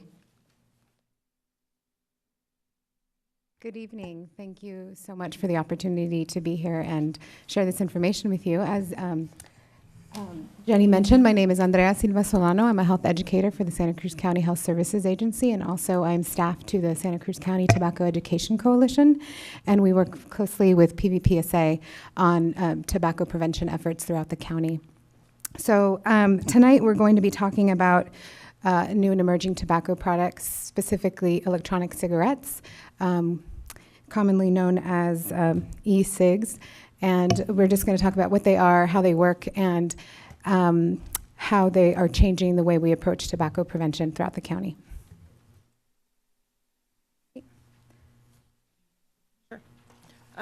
So e-cigarettes, electronic cigarettes, are also called vape pens or e-hookahs or vape pipes, and that is kind of an effort to draw your attention away from the fact that they use a nicotine an insert. So oftentimes, you can see in the slide they look like a cigarette, but also you can see in the top picture, the pink one, they don't look like a cigarette. And at the same time, they're still using nicotine, and it's a nicotine delivery device. So the bottom line is that people are using these devices to get nicotine into their brain. So they're battery operated, and they're basically two different types of, they come in two different categories, which are the disposable and then the rechargeable. The disposable are just that, they're kinds that you can discard after you use them. One disposable e-cig is equivalent to 400 puffs, or about 1 to 2 traditional cigarette packs. And the rechargeable are, there's a variety of different types of rechargeable ones, but basically you can recharge them and reuse them and really customize them. The user can customize them. So it just depends on the size of the battery, the size of the product. They can use it longer. Hello Kitty. They come in Hello Kitty. Really? Yeah, with the Hello Kitty design. So for the disposable kind, they come, the cartridge is already pre-filled with the nicotine juice. So it's either e-juice or e-liquid. It's a solution of, they come in different flavors, but basically it's a propylene glycol, vegetable glycerin, and or polyethylene glycol. It's mixed with concentrated flavors and usually variable concentrations of nicotine. And like Gina mentioned, they come in a variety of flavors, including strawberry, bubblegum, Starburst, piña colada. Yeah, they come in, there are a lot of fruit flavors. You can get mint, you can get anything. They again, as you can see in the picture, they can be recharged. I've seen different products that are like a gel form, and they are a lot of times in fruit flavors. They're brightly colored. If you aren't familiar with the products, I encourage you to check out YouTube. And then I also encourage you to go to a vape shop. There's one in Capitola. It's called Beyond Vape. It's behind the Chevron station on the corner of Capitola Road and 41st Avenue. And just see the products that are available. You know, you do have to be 18 in order to purchase them, but, and that's the big but, they're out there, they're available. And when you look at them, you know, I'm assuming that most people over 18 aren't really going to be looking at gummy bear flavored gel to smoke. So users can buy them in bottles just like this. Some of them are already filled, and then as you can see, the user here is refilling their rechargeable e-cig with the liquid of their choice. So that's what we know that's in them. The reality is that we don't know what's in them because these products aren't regulated by the FDA. And so some of these are being marketed as nicotine-free, but initial studies show that even the ones that are being marketed as nicotine-free and just a flavor contain varying levels of nicotine. So that's the other concern, is that they're not regulated. We don't actually know what else is in them. The FDA was supposed to provide some sort of regulation or some sort of information for us back in October. And we're going to hit on that one soon. Yeah. They just released a statement a couple of weeks ago regarding e-cigarettes. But for the most part, there's no federal backing. So this is clearly a growing industry. Sales grew from about 500 million in 2012 to an estimated 1.5 billion in 2013. And the increase in popularity is being seen statewide and locally. Recently, our program conducted a local survey of retailers throughout our county, and we looked at tobacco, alcohol, nutrition, and released those results in early March. But statewide, we were able to see that the number of stores selling e-cigarettes quadrupled in just 2 years, from 11% in 2011 to more than 45% in 2013. And in Santa Cruz County, 34% of our tobacco retailers sell e-cigarettes. The other number that that comes up with this nationally, not just locally, but nationally, was the increase in use by youth. And it's incremental. It went from 0.03 to 0.06, but that's doubling in the last year. And we, like Gina mentioned earlier on, we've also, more vape shops are starting to open. We have one in the city of Santa Cruz and one in the city of Capitola. There are a few in Monterey County as well. So there's several reasons for this, the popularity. E-cigarette marketing emphasizes the variety of fruity and sweet flavors. They emphasize the fact that they're odorless, smokeless, they're less expensive, they're new, they're hip, they provide a freedom to be able to be used anywhere. They're marketed and sold on the internet and TV commercials and in magazines. So we're I don't know if you guys listen to the radio, but the Beyond Vape shop does advertise on the radio. And it also advertises as a cessation device, so as a healthier alternative to cigarettes. So that ad here that you see in the top, it says, "Why quit? Switch to blue. Have the freedom to smoke anywhere. No tobacco, no ash, no smell. All the flavors made in the U.S." And celebrity endorsements throughout. So it's really, the marketing is purposeful. It targets youth. You'll see here they're selling freedom to have a cigarette without the guilt. Gina mentioned there's several misconceptions. One of the things that's being marketed is that they're a healthier alternative to cigarette, despite not having any scientific evidence to support that. And they're also being marketed as an effective cessation tool, despite no scientific evidence to show that they're an effective cessation tool. So these are some more examples of marketing and advertising. We're starting to see tactics that mirror the cigarette and alcohol advertising, the re-glamorization of smoking with the celebrity endorsements. Here on the left is a comparison of an advertisement from the 1960s, and the one on the right, Rise from the Ashes, is a current one. You'll see the similarities there. So there aren't any restrictions on the marketing, and the e-cigarette industry is using the tactics and advertisements that were used early on by the cigarette industry.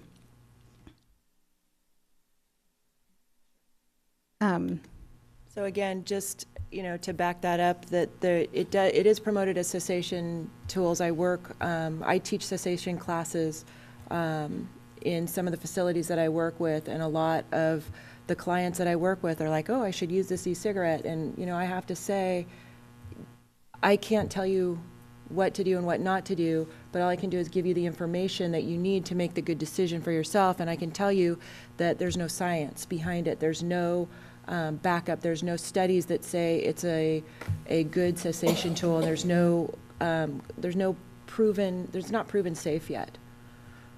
There has been some preliminary studies that show the dangers of exposure to the nicotine juice, and that vaping affects cells in a similar manner to smoking.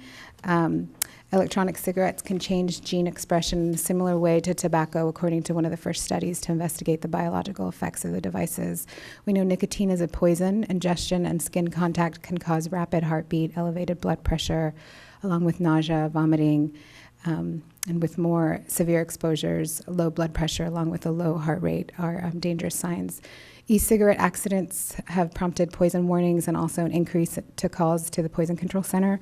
The CDC, in February, the CDC reported that there was an increase in poison calls involving e-cigarettes, 215 in just February compared to 1 call in the month of September of 2010, and 51% of those calls involved children under the age of 5. So part of the problem is that some of those the e-juice containers are child-proof and some of them are not. And when it looks like it has a gummy bear on it and it smells like gummy bear and it's very attractive to our youth that don't know any better, or they get a hold of the device itself and just from the residue are getting this exposure to high levels of nicotine. It's not regulated. The initial testings that have been done with similar bottles of e-juice will have varying milligrams of nicotine within, similar subjects. And liquid nicotine poison can occur from ingestion, inhalation, and skin absorption. So I wanted to mention recently, a couple weeks ago at the end of April, the FDA came out with a proposal that gives them basic oversight authority over the current unregulated products, which would include electronic cigarettes. So the thing that I wanted to highlight with this is that the regulations include registration by all manufacturers with the FDA, including a list of tobacco products. They sell disclosure of ingredients by manufacturers to the FDA, prohibition of the sale of these products to anyone under the age of 18. It would eliminate free sampling of all tobacco products. It would require pre-market review of any new tobacco product. Also require a pre-market review of any products wishing to make a modified risk or harm claim.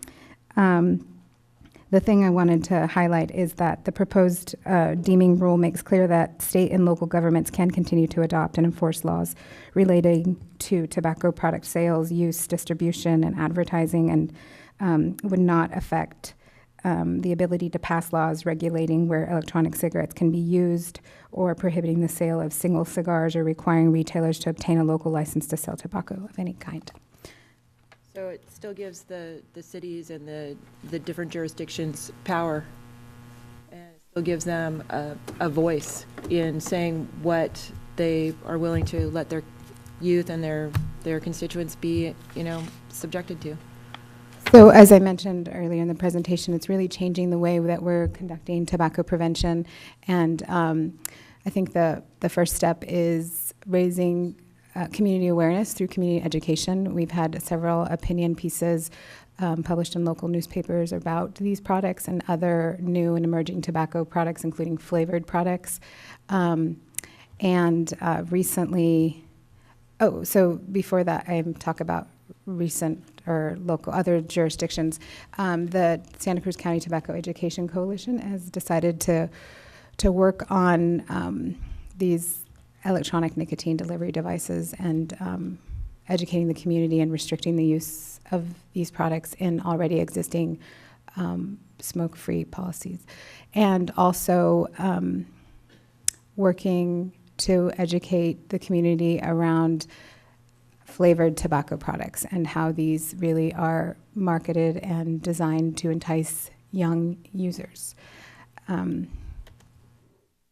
So in the last couple of months, the city of Santa Cruz updated their no smoking policy to include these electronic devices, which I passed around a sampling of the disposable ones, just so you can get a sense of what one looks like. Those are disposable. And how they do that is by updating the definition of smoking and updating the definition of a tobacco product to include these products. And also Scotts Valley just about 2 weeks ago did as well. And the County of Santa Cruz is currently researching to do that as well. And so this is also just a sampling of some more e-cigarettes. There's some disposable ones in the middle, and then the bottom there, those are the rechargeable ones. They're a little fancier, bigger, different shapes and sizes, and then a sampling of the different types of flavors. And again, that these are really, you can buy cases to make them to your liking. Mm-hmm. Yeah, we have it right in front of us. Okay. So, are there any questions? Does this conclude your presentation? Yes. Okay, great. So we do want to have the opportunity for city council questions. If there are some, Councilmember Montesino? Yes. Do we know many outlets we have in the community here in Watsonville that sell these kind of products? Sorry, what was that? How many Well, outlets? in the community? survey that we conducted recently in the last summer and shared the results just in March, we surveyed a sampling of retailers in our county, and of those, 34% sold e-cigarettes. So, like I said, we didn't survey every single tobacco retailer, it's just a sampling. It was a significant sample, but still not all the stores. Thank you. Sure. Councilmember Hurst? Yes, there's a designated tax on tobacco, correct? Yes. Does this product, this delivery device negate that tax or avoid it? I'm not sure yeah, I don't know. I'd have to get back to you on that. I don't know. Thank you. There's a tax on cigarette packages, like a pack of cigarettes, but I don't know about this. That's a great question. Councilmember Dodge? I just wanted to make a comment. Thank you for the presentation this evening. As you can see by the agenda that I requested this because I see it as something that's unregulated and kind of skirting the law in a lot of different ways. The spirit of the law, certainly, in a lot of different ways. And I would like to see us, I was happy to see your work plan up there because I'd like to see us move forward in a jurisdiction with the city with 34%, or 31, depending on which number you want to use, a third of our population under 18 years old. I think this has a direct health impact on residents in our community. Although I haven't seen the Miss Kitty ones yet, you know, I knowing how much my granddaughter particularly cares for those things, you know, I can see where the marketing is going with this. And so just to make reference to your work plan, I'd like to have further discussions with you on that, on how the city, on this council can support you in those efforts. You heard about us talking about being progressive. We want to be progressive towards health issues. And this certainly seems to be one. You know, I'm the big option guy, but we also want to be able to give options to a healthier lifestyle. And so we'd like to continue our dialogue forward and moving forward and working with you on your work plan. But I'm speaking on behalf of myself, but you know. Thank you. I'm passing around a sampling of different products. These are actually little cigars or cigarrillos. They're sold individually. And the question is, at first glance, it's pretty hard to tell the difference between the cigars and candy. So I just wanted to illustrate how the industry is designing and marketing their products to users, specific users. There is also a packet, an informational packet. So each of the folders has the same 2 pieces of information. Actually, there's 6 total that you can look at. Some of them a couple are from Change Lab Solutions, which is where we get all of our legalese from. They are in Sacramento. They're part of the Center for Tobacco Policy and Organizing, or they're separate from that, but they work with them. And to develop the language that cities can use to include e-cigarettes in your policy or your current policy. And then other information about how many other cities, and a lot of them from the American Lung Association, but just good information for you. Great, thank you. Councilmember Kaufman-Gomez? Yes, I also concur with Daniel about let's moving forward with something on this that's being progressive in our city about the situation. I have already lost both of my parents to cigarettes, and if anything, I'm very proactive in doing what we possibly can in our community to keep our children, youth safe, as well as getting informed on this. And again, getting back to us about the tax on that, that was one of my questions as well. Okay. The I don't know about the tar. I know that we have tar in the cigarettes. Do we have that also in this product? I don't know.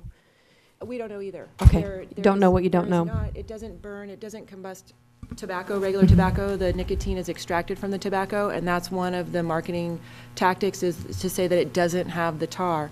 But it's not to say that some of the chemicals that are used in it are going to have similar effects to tar. We already know in some of the preliminary studies, you know, and not you know, e-cigarette studies, but medical studies, that it does have an effect on changing your cells, and that's cancer. Yes, and so I'm sure that we'll look forward to going ahead and having further discussion that we can more formally put something together there in terms of our rule setup well above the Fed time limit, because that takes way too long here. Thank you for your presentation. I would like to also add that our youth are very creative, so they're using the devices to put other chemicals and other substances in the e-cigarettes, such as marijuana, mixing it with tobacco, and sometimes even meth. And so we're seeing an increase in use of these substances by middle and high school students. This is agendized as an informational item, but there is opportunity for public input. If anyone in the audience or in attendance would like to address us on this issue, you can come forward. Seeing none, I will close the public hearing or the public input section. And it just sounds like this is a conversation that you would all like to continue. And it sounds like there's a couple of you interested in working with PVPSA and the other educators around possibly bringing forward some kind of language so that we can proceed in terms of being able to perhaps regulate what is being sold in the community. Thank you. Okay. Thank you. So thank you very much for your presentation. Very well timed. Thank you.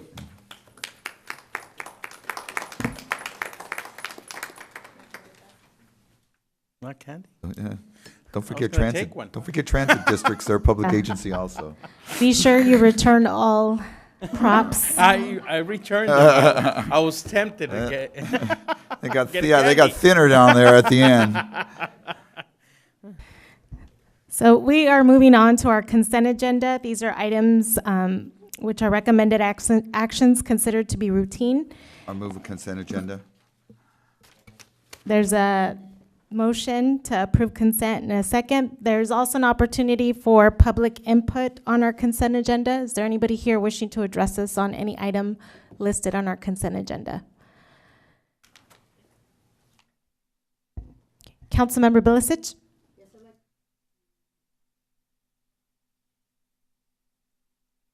I would like to bring up item 4.4. Just that my understanding is that we now have 5 tow companies that are involved with the police department, and there are 7 or 8 companies in the community. And at some point, I would hope that others would be able to participate, whether they rotate or somehow get involved. And I'm not sure of the process, how we make that happen, or how we do something to get everybody involved. Did you want to ask that question now or bring it back for discussion? I don't know if there's anyone here that can answer. Yes, our officer. Okay, Lopez. great. Officer Zamora.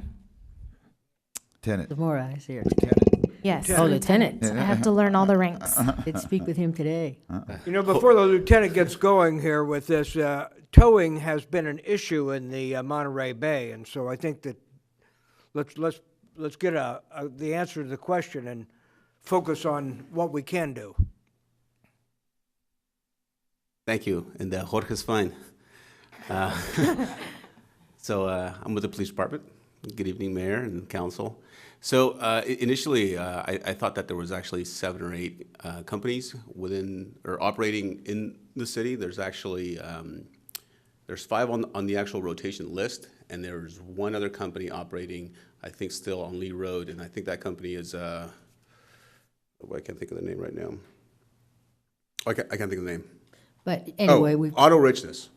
Okay. Yeah, and then there was another company, Gonzalez Towing, who actually was working here, but then they moved all of their facilities up to Santa Cruz, or all of their business out there. So initially, the process to get another company on the rotation, back in, I'll just give you a brief history of it. Back in 1992, through the Watsonville Muni Code, I think it was 411. Council gave the chief of police the ability to bring other companies on if there was a lack of service, or if there were a company that was dropped off, we could add another company onto the rotation. Back then there was 5. We still continue to have 5. That seems to be a number that is manageable at this time.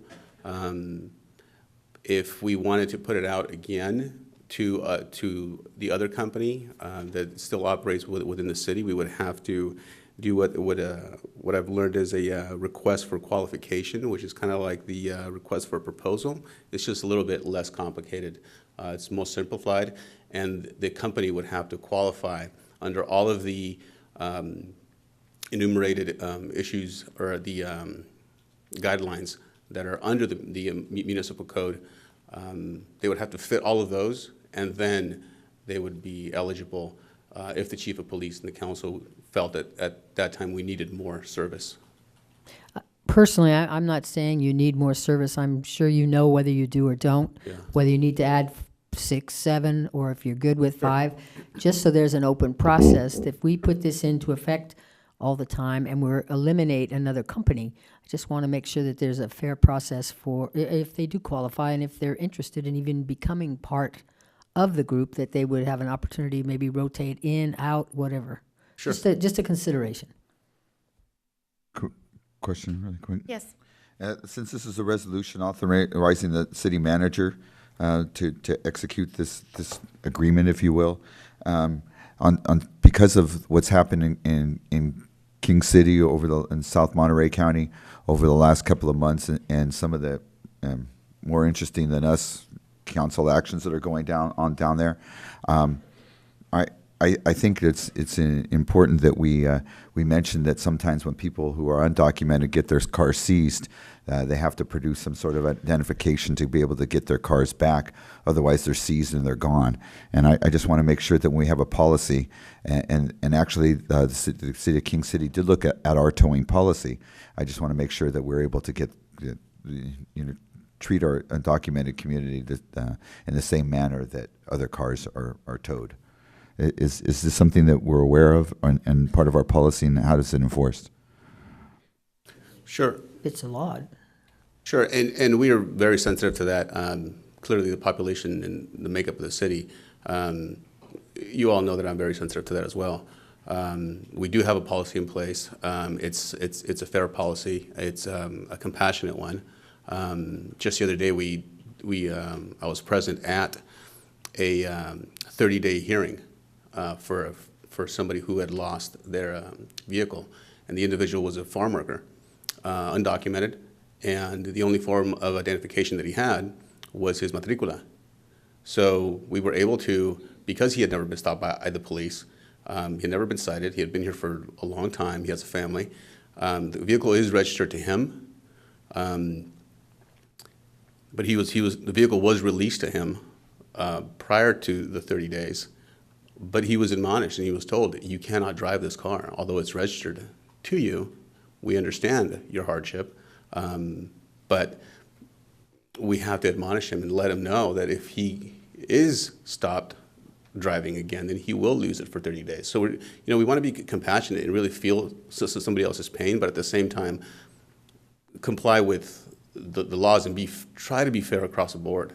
And it's not always a clear path. Since that's in reference to a different policy, we can probably bring that back at a later time and hear an update, because it has had discussion before, and we can revisit it. Thank you. In light of some of the context. But right now there's a motion on the floor. Councilmember Dodge, second by Vice Mayor Hernandez. Any additional discussion on the consent agenda? I would just like under 3.1 item where Mayor Pro Temp visited the NAACP. I'd like that correction made where it says NW. Okay, for the council minutes? Yes. Note that correction. 3.1. 4.1. Well, 4.1 under the minutes, yeah. What about the tow companies? Did you want to ask your question, Vice Mayor Hernandez? I was wondering, is it possible to program that with the 5 tow companies, program some sort of language that allows the matricula, to use the matricula as identification for release of the vehicle, but not to drive the vehicle, obviously, but to release it? Yeah, and we actually do that now. You know, that practice is in place. And we called the tow company and told them, hey, look, this is the form of identification that this individual has. That's totally fine. Okay. Councilmember Bilicic? My concern is, I believe this is a 5-year agreement. Is there a way to open it up to any other company that may want to participate, or is there another way to handle this? Carlos?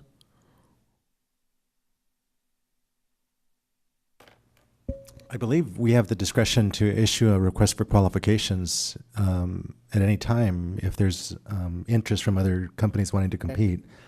So what we would do is we would probably do these contracts, and then if there was desire at some point, I guess we could do a request for qualification in the future. Right. We also need to remember that this form of contract is not something we created. Right. The terms and conditions of this contract are adopted from the California Highway Patrol form. So we're following the same format that every other city and county in the state is following, I think almost verbatim.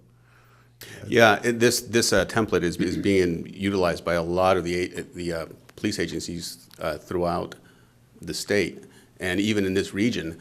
When anybody has questions about this issue, they're calling the experts, which is CHP. So it makes sense to, if we're always calling CHP, to go to their format because it's been tested and it's working.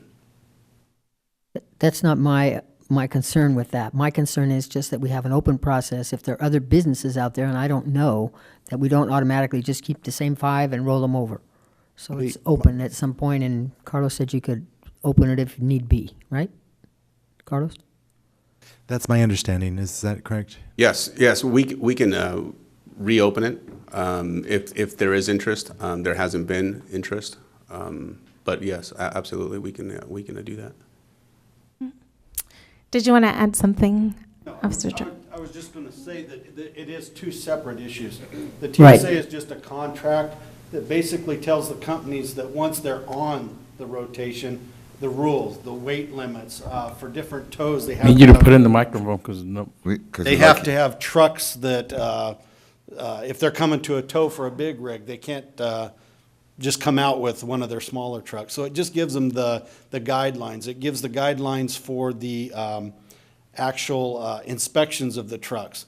So instead of Watsonville us having to send an officer to a school to get qualified to do that, this allows us to go under the CHP. CHP handles all that for us. So that's what this is. Getting the companies on is actually a separate thing, and it is something that if somebody showed interest, we could come to the council and we could start that process at any time. It's just 2 separate things. Thank you, because I do think it just should be an open process. You know, they follow the law, they follow the regulations. You know what tow companies, but if there happens to be somebody out with a new business, that they would have the opportunity to also try and qualify if need be. Thank you. Good point. So we'll go ahead and proceed with our roll call. Bilicic, Yes. Huffman Gomez, Yes. Dodge, Yes. Hernandez, Yes. Hurst, Yes. Montesino, Yes. Cervantes. Yes. Consent calendar has moved forward. So thank you for Thank you, Mayor, answering Council. all of our questions. Thanks, Jorge. This is a continuation of old business on our agenda, and it's regarding the improvements at Pennsylvania Drive at Clifford Avenue. And we have our Public Works and Utilities Director, Paul Mazzano. Good evening, Mayor Cervantes, members of the City Council. My name is Murray Fonts. I'm a principal engineer in the Public Works Department. The Public Works Department that was recognized earlier this evening by the efforts of staff member Mario Sanchez, a Watsonville High School alumni, that achieved a $79,000 incentive payment award from PG&E. The Public Works Department that received a proclamation earlier this evening to celebrate next week's American Public Works Association celebration, as well as the Public Works Department for whom Jackie McLeod works, and she was recognized this evening as both state and national award winner as Laboratory Analyst of the Year. it's exciting to work for a public works department like this. The bar got set pretty high tonight, so I'm going to see if I can keep up. Tonight, we're going to talk about an opportunity that Watsonville has to be progressive by going back to the future. We're going to talk about an opportunity to be one of the first agencies in Santa Cruz County to install a roundabout within the city limits. One agency did already, the city of Santa Cruz, and I know that the Santa Cruz County Public Works Department is designing one to go in the Rio Del Mar Flats area. But we could be one of the first and be progressive should we approve this tonight. At the intersection of Pennsylvania and Clifford Street, there's currently a four-way stop sign that functions poorly during significant congestion. Staff determined that a traffic signal would not relieve congestion at peak periods.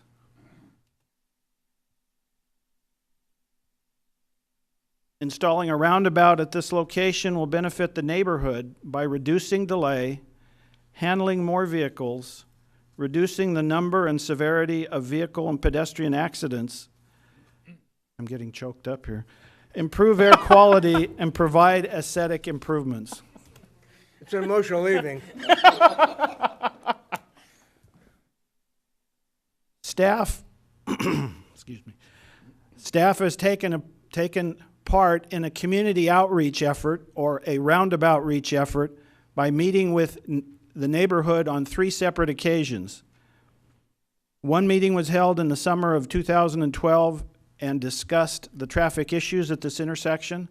A second meeting took place in September of that same year when staff presented operational improvement options. The most recent meeting took place in November of last year when staff discussed the benefits of the roundabout. A meeting is scheduled for Tuesday, May 20th to talk about the proposed project as well. Details of the proposed installation include construction involving removal and replacement of existing curb, gutter, and sidewalk and drainage facilities, and reconstruction of the roadway at the intersection and within 100 feet of it in each direction. It also calls for installation of additional street lighting. The lowest qualified bid for construction of the proposed improvements was submitted by Granite Rock Company in the amount of $534,740. The work will be funded with gas tax, area traffic fees, and an air district grant in the amount of $198,540.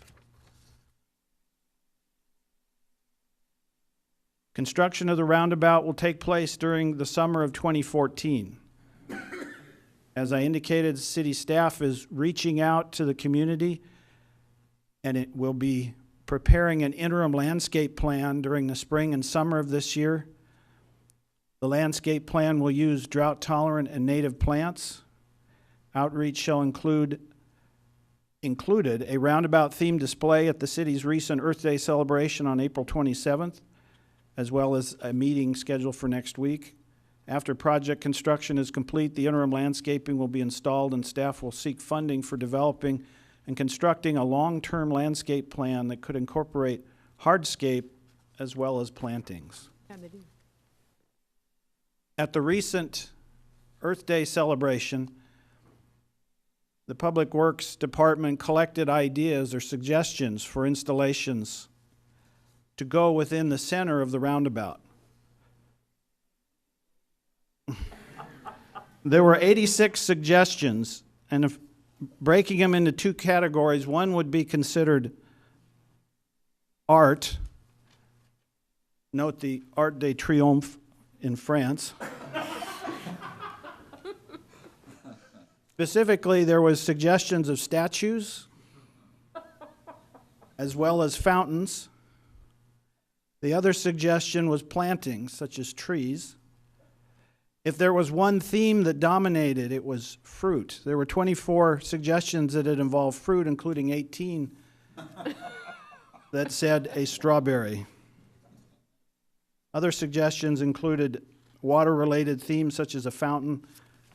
There were 15 of those and 9 suggested trees.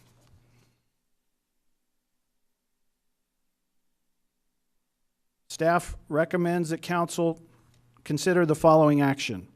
Award a construction contract for the operational improvements at Pennsylvania Drive and Clifford Avenue to the lowest responsive bidder, Granite Rock Company, in the amount of $534,740, and approve necessary appropriations to fund the project, including $200,000 from gas tax, $98,000 from Crestview area impact fees, $35,000 from Pennsylvania Drive impact fees, and $201,740 from the Arrington Clifford Extension Corridor impact fees. This includes an appropriation of $200,000 from the Arrington Clifford Extension Corridor impact fee for this fiscal year, and the balance of the funds would be expended in the next fiscal year. And that concludes my report. Amazing presentation. Thank you. City Council members, do y'all have questions? Councilmember Coffin Gomez? I guess nobody's courageous enough to get started on the questions for you. The first question is, May 20th, where is the location for your community outreach meeting? Starlight Elementary Schools, And the time? 6 p.m. 6 p.m. the 20th, Starlight, for the community to come out with any questions that they might have about this project. We've met there on the previous occasions, and I believe our staff has posted notices on our internet and other e-communications, as well as sending out flyers. And where did the flyers go to? To the school for anybody that's using that particular intersection that... We've developed a list of individuals who want to be notified when these kind of projects are developed, or, I'm sorry, when this project has meetings such as this, and then posted at the school. Okay. And I know that there may be some other questions that I'll have in a bit about the different funds and the resources of those funds, because we're doing this based off of the permit fees collected in certain areas. So I know that I've had some questions about the fees and the locations of those particular pools, because I haven't been able to cross-reference what balances we've had based on this report. When it says Fund 342, 341, 305, I'm just trying to find where I can get the data on this to know what money we have left in there, what money we're using, and in terms of the allocated resource, because this project is about 20-25% higher than what we were introduced in December. Can you talk a little bit about where the differences come from on that bid from our estimates? The original engineer's estimate was $425,000, and the bid came in at just over $534,000. The costs were higher in the areas of concrete work and asphalt work than staff estimated. Thank you. Councilmember Bilicic? I'm not sure where to start, but I'll start with Home Road. Home Road cost us, the city, about $10,000. Was put out there, and within a month or two, people complained, and it was taken out. But it was $10,000. Lincoln Street cost about $30,000, and people came and said, "We don't want this. We don't want this merging. It's not right. We don't like it. People don't take it." People still complain today, and yet we ignore them. We ignored them from the beginning. It's still there, and people are still complaining, and we don't do anything. We just let it be and say, that's tough. That's the way it is. That was $10,000. That was $30,000. Now we have a project of $500,000, and you say we have had community input. You've had meetings. How many people have attended those meetings? The most recent one that I attended was 25 or 30. 25 or 30. My concern is, I don't know if we haven't publicized it enough, or maybe we have, but if you start a project of this magnitude, $500,000, and the people are upset, that's a big amount of money to say, oh, well, this is it, and it's going to stay, and we don't care what you say. That's part of the problem with us. We don't listen. We didn't listen about Home Road. We didn't listen about Lincoln Street. And now I don't know where we are with this. And the cost, I don't understand why it's so expensive. You talked about the road it has to be repaved. Yet we've just had some major repaving the last 2 or 3 years. We've redone roads. Why wasn't that done? Or if it wasn't done, it probably was adequate enough at the time. So why do we have to redo all the road again? Or whatever. I don't know that piece. Would you like me to address that now? Yes, please. Since the city is going to go in and make the improvements at this location, it was time to consider whether the soil and the existing roadway was adequate. To build a new structure over a failing roadway would be poor planning and poor use of funds. So since we are working in this area, we determined what would need to be done to bring this up to the typical 20-year design life. And so that's why the work's being done here at this time. I don't disagree with that. You should do it before, rather than put the thing in and then say, well, now we have to patch it. That doesn't make sense. But my concern is, why wasn't it done as part of our project when we've been resurfacing roads? It wasn't bad enough then? The city has been doing 2 kinds of road resurfacing projects. One involves completely reconstructing the road, such as was done on Green Valley Road and Freedom Boulevard, where the material is excavated, removed, and new material is placed. Another kind of project the city has been doing is I'm not using the correct term, but it's like a slurry seal, where they put an oil coating across the top. The purpose of that project is to preserve the road, to get the oils into the pavement so it doesn't deteriorate as quickly. The city has done almost all of its roads with the slurry seal, but the slurry seal doesn't repair the damage that's gone on within the asphalt or the failing material underneath, and that's what we found at this point on Pennsylvania and Clifford. Okay. I also saw some of your ideas for the center. If you put something in the center, whether it's a fountain or tree or whatever it is, but I would be very cautious about putting a large tree because it'll block vision where people won't be able to see across. You know what I mean? The whole thing. Ironically, that's one of the goals of a roundabout. If people don't see across it, they'll slow down and approach the intersection more cautiously. So blocking the vision across is believed to create more safety. Okay, like Lincoln Street. Councilmember Dodge, does that conclude your questions? For now. Yes.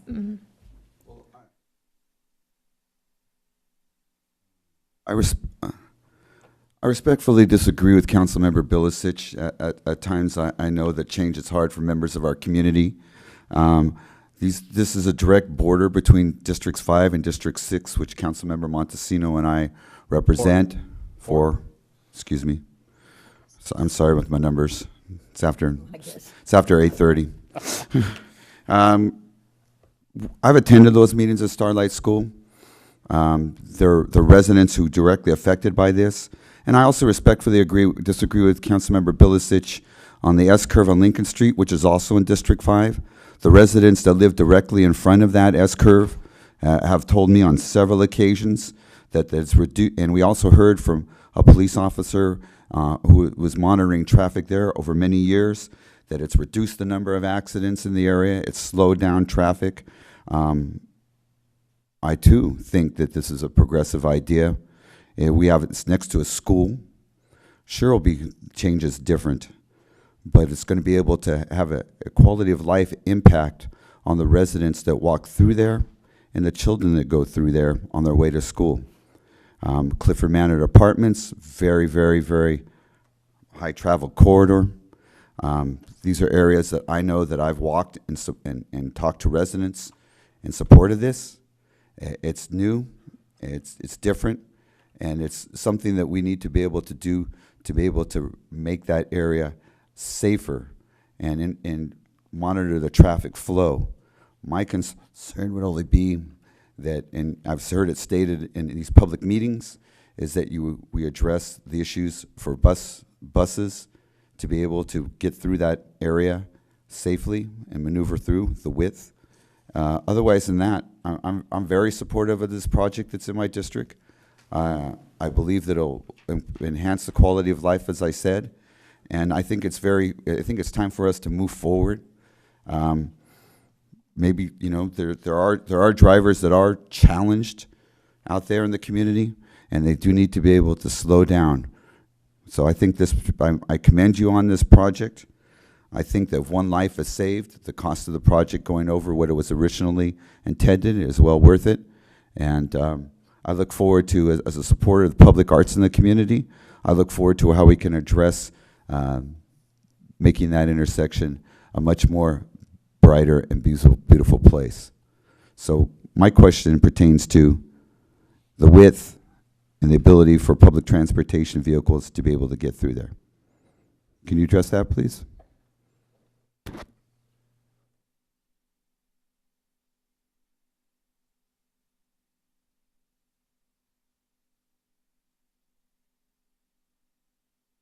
The way that the roundabout is set up, you'll notice in this picture, there's a green circle with a red ring around it.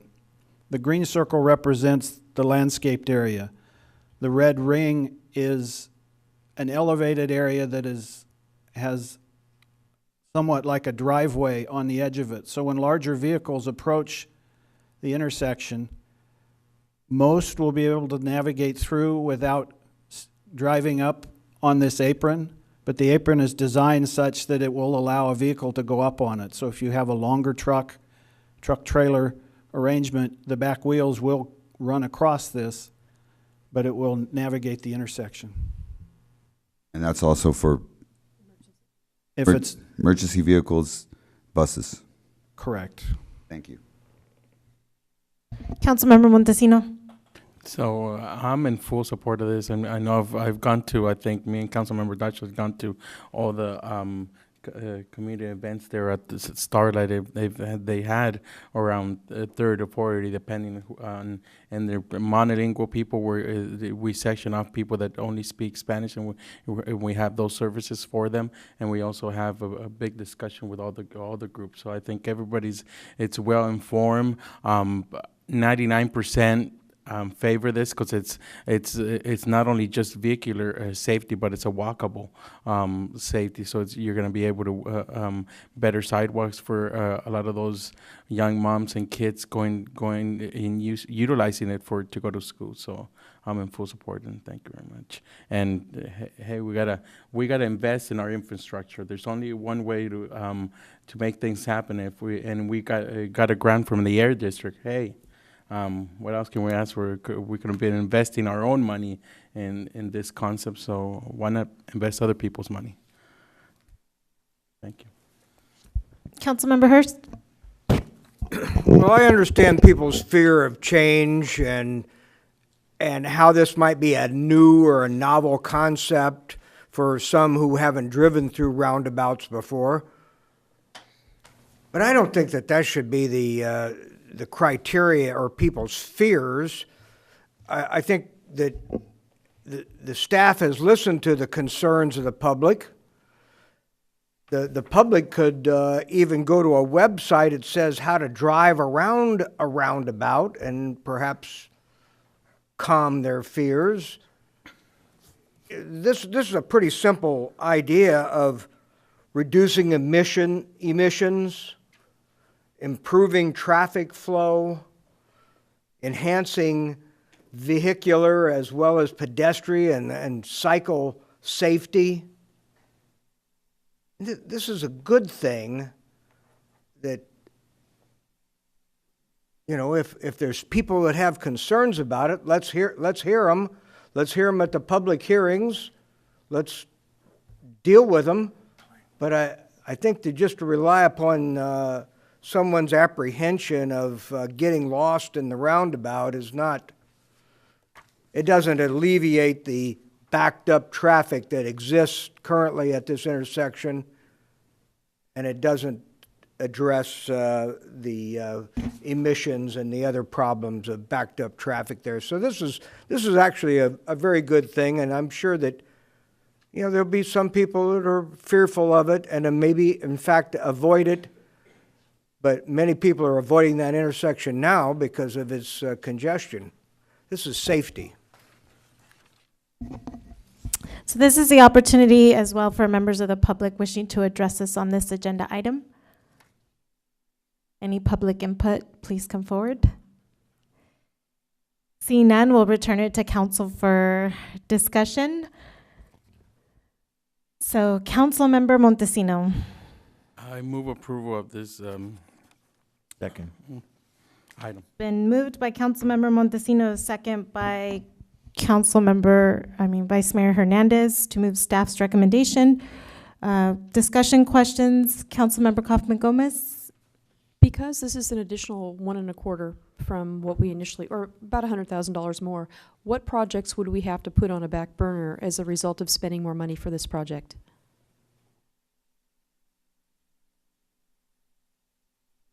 Because the money comes from somewhere, we have it all from the same pot. So I would imagine that given as conservative as we are with our funds, there's going to be something that's going to get shifted somewhere.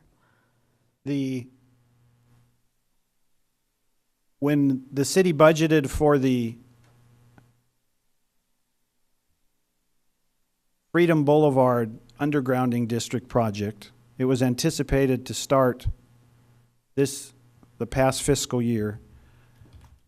It won't start the past fiscal year. It will start in a later year. So some of the funding is being redistributed that way. Also, the underground district is bearing more of the cost than was originally anticipated in the budget. So there's funds there that have been freed up.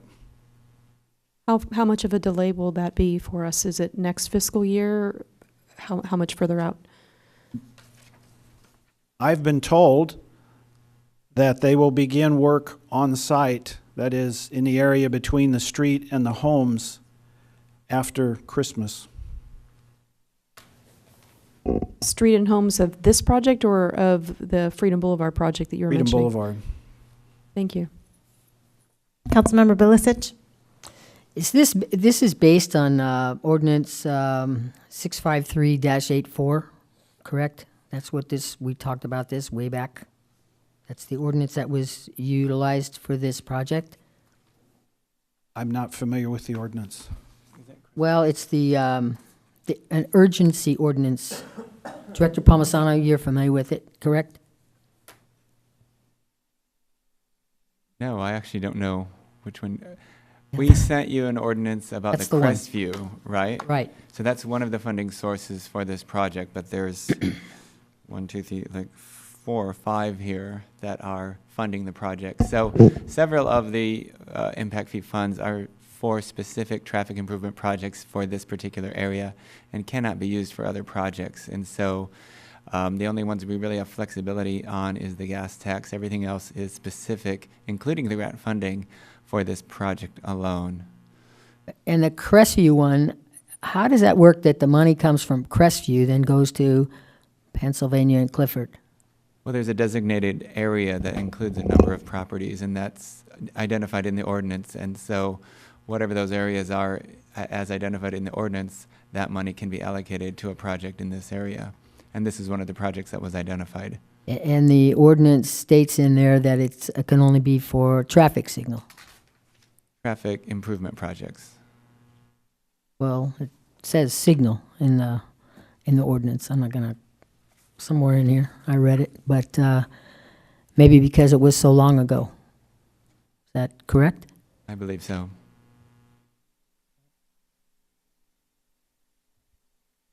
Any other discussion? Councilmember Hurst? You know, I grew up driving tractors as a farm boy, but I also went through the roundabout in Guadalajara a number of times, and I think maybe the first time I had to go through there, I might have gone an extra loop or so. So it does take a little finesse, at least initially, but once you've had a positive experience with it, you know, this concept reduces greenhouse gases and auto emissions. It reduces the noise of stop and go traffic. It's more aesthetically pleasing, and it lowers maintenance costs and electricity costs that a stoplight would. So, like I said earlier, this is a safety improvement. This is a traffic flow improvement. This is an improvement on air quality. And we are the most progressive city in the Monterey Bay area, maybe the Tri-County area. And I'm glad we have grant funding and this built into the budget as well. So thank you. Okay, there's a motion on the floor and a second. I'm going to go ahead and call the roll call. Bielesic, Well, I had another question, and I do have a quote. It does say, "The fees paid to the city as provided in this ordinance shall be used solely for the cost of installation of traffic signals as stipulated in the Barton-Ashman traffic analysis and/or the street widening of Green Valley and Freedom Boulevard, and for no other purposes." That's what it says in the grant. And I'm concerned about safety here. If people get on the corners, what happens? How do they get across if they get to the corners? Are there going to be cement barriers there that they can't go over? Do you know that? The way Go ahead. Yeah. the way roundabouts are set up, you'll notice that the crosswalk is set back approximately 1 car length from the intersection. Yeah, if they get up to the corner, what happens? Can they go across still or not? There's no crosswalk there. They're not encouraged to cross there. Okay. Okay. I'm going to vote no. Thank you. Would you like me to clarify the ordinance? There is a Bielesic, No. Gomez, Yes. Dodge, Yes.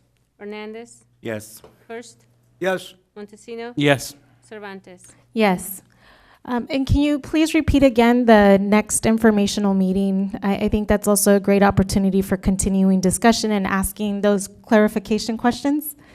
The next informational meeting will be a week from tonight, Tuesday, May 20th at Starlight School in the auditorium. It'll begin at 6 o'clock. Okay, great. Thank you.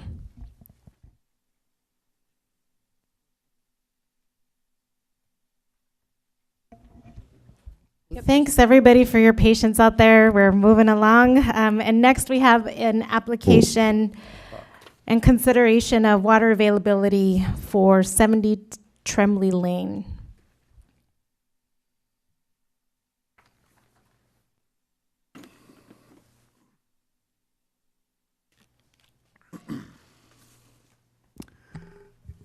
Good evening, Mayor, members of council. I'm Tom Sharp with the Community Development Department. Recently, the city received a request for a water availability letter for a 12-lot residential development proposed at a 2.3-acre parcel located at the corner of Tremblay Lane and Cunningham Way. This residential neighborhood is located off of Green Valley Road in the county of Santa Cruz. County Planning Department requires a water availability letter for projects to be considered for permit. The photo in the slide is the property viewed from the road. In 2001, City Council adopted a policy for new water service for development in the county. The policy encourages higher density development for county-designated urban areas and discourages subdividing parcels in county-designated rural areas. Projects which don't meet the policy exactly may be considered by the council. Next slide, thank you. This is a planning map for the project on the property. The project proposes to subdivide a gently sloping parcel to 12 lots for single-family homes. The property is located next to a creek, and the adjoining parcels to the east are farmed. The county requires an agricultural buffer, which is a setback from the farm properties. Other constraints to the development are the creek and a Alquist Priolo designated fault zone, which prevent development of the northeast corner of the property. Next slide. Thank you. The applicant is proposing 2 project elements to increase the density of the project. This is a zoning map, and it shows the current zoning. It's currently in the 1 residential lot per 10,000 square feet. You can see that the adjoining density in the neighborhood is more dense. It's residential 1 lot per 6,000 square feet. And the applicant is proposing a rezone to the denser zoning. In addition to that, the applicant proposes that the project be a PD, which is shorthand for planned development, and that's an application project which allows reduction to standards such as street widths. These steps almost double the lot yield compared to a project designed for the R110 zoning and standard street widths. Next slide. This slide details the density calculations for the project. The net developable area is calculated by subtracting the areas of the buffer and the fault zone and the street right-of-way. And then to determine the density, we divide the number of units or lots yielded, which is 12, into the remaining area. And that tells us that the density is 9.5 residential units per acre. The city's goal for urban areas is 12. Next slide, please. Council Policy 1.4 is restated on this slide. It's very long. And it allows projects which have physical constraints to development, but include design measures which maximize density to be considered by the council if the policy findings are met. Staff believes this test has been met and recommends to City Council to approve the issuance of a water availability letter for the proposed 12-lot subdivision at 70 Tremblay Lane as presented to City Council this date. And that concludes staff's report.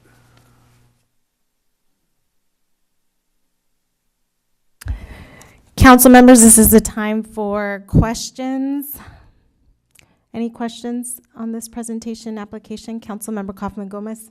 You said that this were for 12 units that are there? How many houses are we going to be building there, or for the potential for the applicant? 12 single-family So homes. 12 SFRs. And a PD, PUDs generally there, what's the difference between the PUD and a PD? I believe the county terminology is PD, but PUD is essentially the same thing. Other communities call it PUD.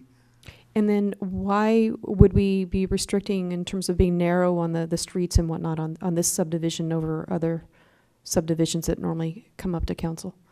It's not really, it's a matter of the jurisdiction of the county to decide how wide their streets are. Their ordinance allows narrower streets in order to maximize density. And I know that The ordinance for the county. Thank you. I know that this is more of a water letters question, but what about a safety question with regarding emergency vehicles with the narrowing of those kind of streets?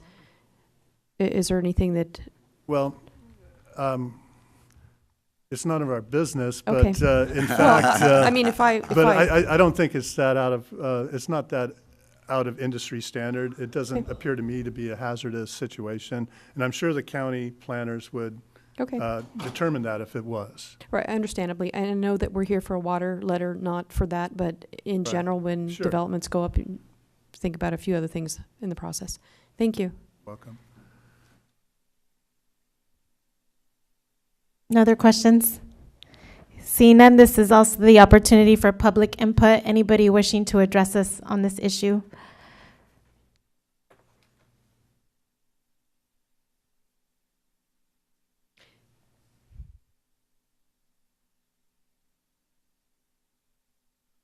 Good evening, Honorable Mayor, City Council. I'm Stephen Graves, representing Raid Farhad, who's the applicant on the property. And staff did a good analysis of this project, and I don't really have too much to add as far as the the descriptions. I think they did a good job on that. What I did want to do, though, is just clarify one issue, and that is the resolution refers to the will serve for 12 lots, and that's definitely our intention, is to propose the 12 single-family lots. But we would like to have that language refer to units in the event that if we do get knocked down in terms of the density from the county, say instead of 12, it's 11, or if it's 10, we can still do the 12 units via the second units, which has been sort of a common practice to make up the difference. So that would be our request, is to clarify, rather than 12 lots, it would be 12 unit subdivision. So if we ended up, the county, felt like the road needed to be wider, or they didn't like, something particular about the PD, that we'd have some flexibility, not have to come back to your council again, a year and a half from now, once we've got a county approval. If it's 11 lots or 10 lots, we would propose to make up the difference with a accessory second dwelling unit, and then therefore we would maintain the minimum 12 units, if that's acceptable to staff and council. That is one of the ways that people meet the policy, and that would be acceptable to staff, is to use accessory dwelling units as part of the unit count in the density calculation. So yes, that would be okay. I'd like to. Oh, wait. Questions? I don't know if there's any additional public input. Anybody wishing to address us on this issue? Seeing none, I'll go ahead and close the public comment period and return it to us for discussion. So, Councilmember Bilicic? Well, I just so move this. Second, with amendment. So, Councilmember Bilicic moves staff's recommendation with the accepted changes that have been proposed, and Vice Mayor Hernandez has offered his second. Any discussion? Councilmember Hurst? Yes, I've been going to all these Board of Supervisor hearings and or forums, as they're called, question and answer, dog and pony shows. And one of the constant themes that continues to come up there is Watsonville gets stuck with its high-density housing, and the county is not doing its share. And so hopefully this is an opportunity for the county to also do some infill in, and when you look at the neighborhood, it's pretty dense in many aspects. It looks pretty urbanized or suburbanized. And so here's an opportunity for the county to also step up and do their fair share of density and housing, and we'll help them out with some hookups, I suppose. Councilmember Dodge? Well articulated, Councilmember Hurst. I too, a lot of residents that live in that area, in the Mesa Village area and along that Green Valley corridor, truly believe that they live inside the city limits of Watsonville. They become confused. That when we tell them, several even want to participate in our municipal elections on occasion. I believe that this is a good project. It is very high density and crowded out there, but I believe the applicant has come forward and communicated with us to request our assistance in providing water to there. I'm in support of that.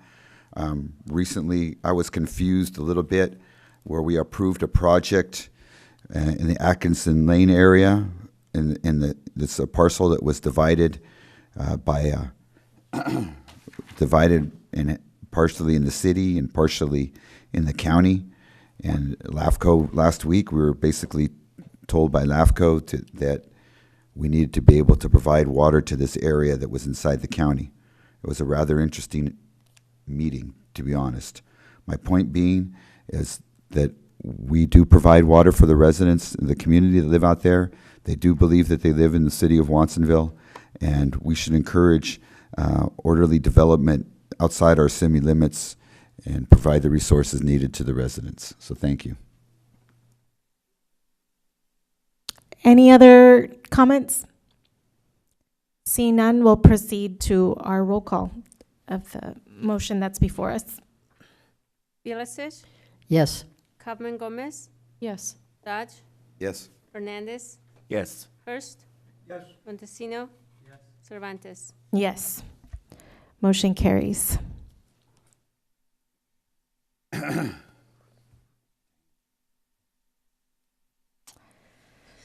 We have saved the best for last. We have a report on our Watsonville Transit Center renovation by our Metropolitan Transit District and also city staff.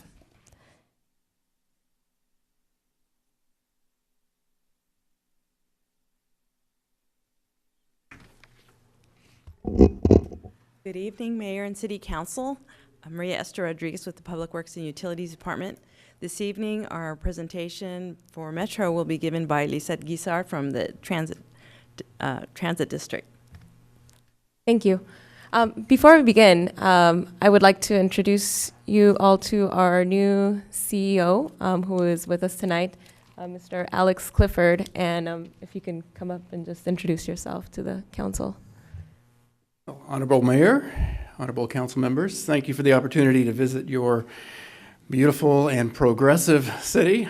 This has been truly an exciting council meeting to be a part of.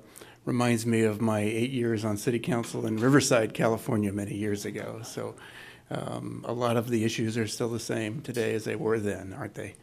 I'm so grateful for the acknowledgement that you made this evening of Les White and his many years of service. You can't tell by looking at his feet, but he has very large shoes that I must fill, and I will promise you that I will do the best I can do to fill those shoes. I don't have anything other than that that's very profound to say today, because I've only been on the job about 5 days. But I can tell you that in advance of this meeting, I had the opportunity to visit your transit center with Lisette, and we viewed the issues there, and I can tell you that I share in your concern and that I will work hard with our team and with you, with your community and the stakeholders to jointly and collaboratively figure out a solution, and we will work together to fulfill that dream, and I look forward to the next step. So with that, Lizette, if you would carry on with the presentation. Thank you, and welcome.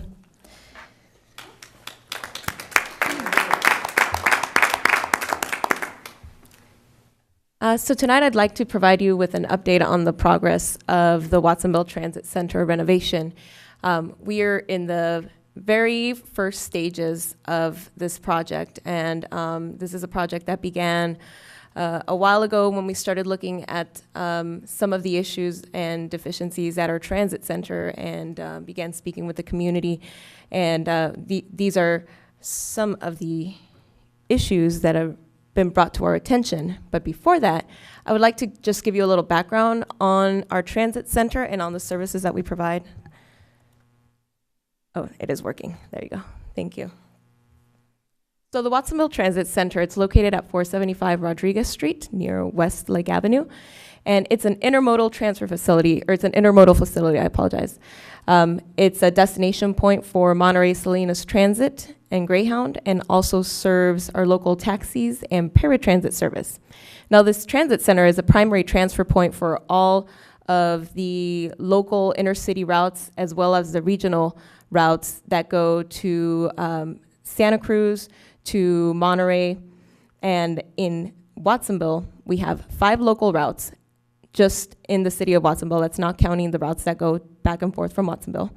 We also have 3 regional routes, which are the routes that connect to Santa Cruz. We have 2 routes from Monterey Salinas Transit that make a stop at the location as well. Watsonville has a monthly ridership within the intercity routes of about 15,000 passengers every month.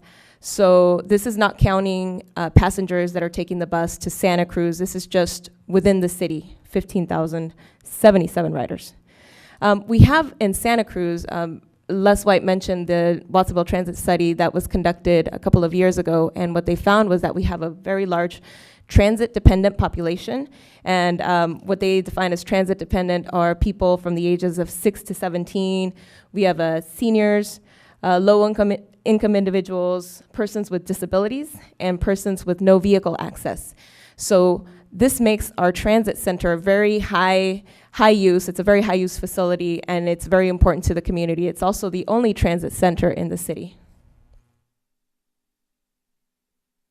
So just to give you a little background on the transit center, originally it was not supposed to be at the current location.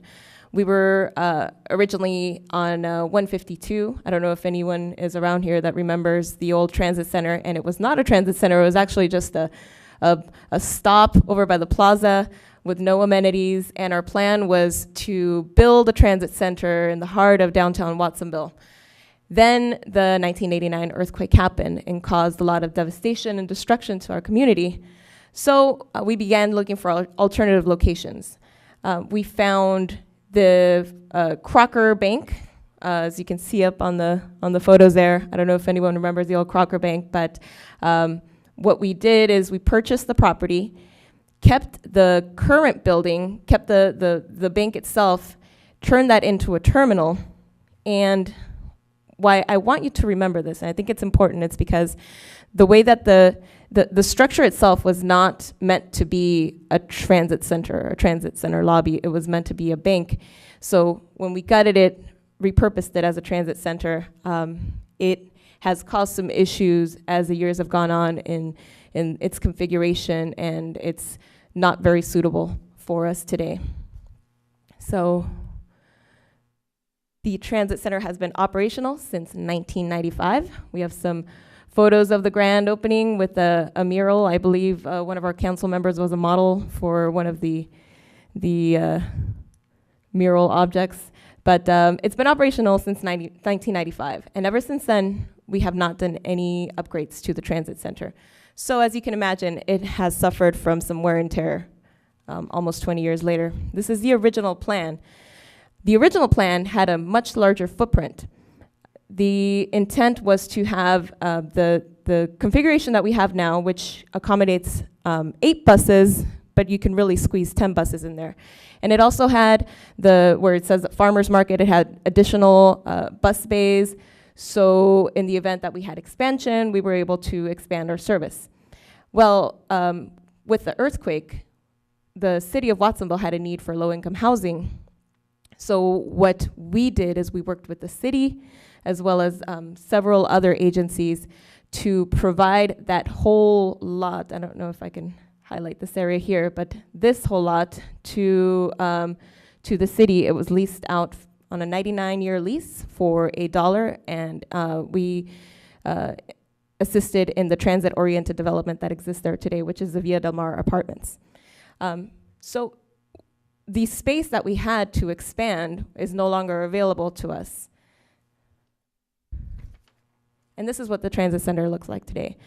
As you can see, it's been described in some of the initial outreach that we did as very drab location that was described as prison-like, and that's not really the image that we want to portray. It suffers from wear and tear. As you can see, we have some vendors that are at that location, and we definitely need some upgrades to our facility. And another issue that came up is the fact that we don't have sufficient covered areas outside. So a lot of people that are waiting for the bus outside are not protected from the elements. If there's a lot of sun, rain, not enough protection. This is a view of the lobby area where we have limited seating and a lot of space. And it's just a very awkward location. If anyone has been there, you see that there's a very long restaurant alongside the terminal, and the entire area is not being used by the vendor, and there's nothing that we can do about it. So we just really wanted to consider all of our alternatives as to what we can do to improve this. So what we did was, prior to considering anything, we conducted a multifaceted community outreach effort that included reaching out to transit users, to local leaders, to business organizations, including the Freedom Rotary Club. We went out to the Senior Center, to the Pajaro Valley Chamber of Commerce, the El Pajaro Community Development Corporation, farmers markets, And in addition to that, we conducted outreach at libraries at different days and locations.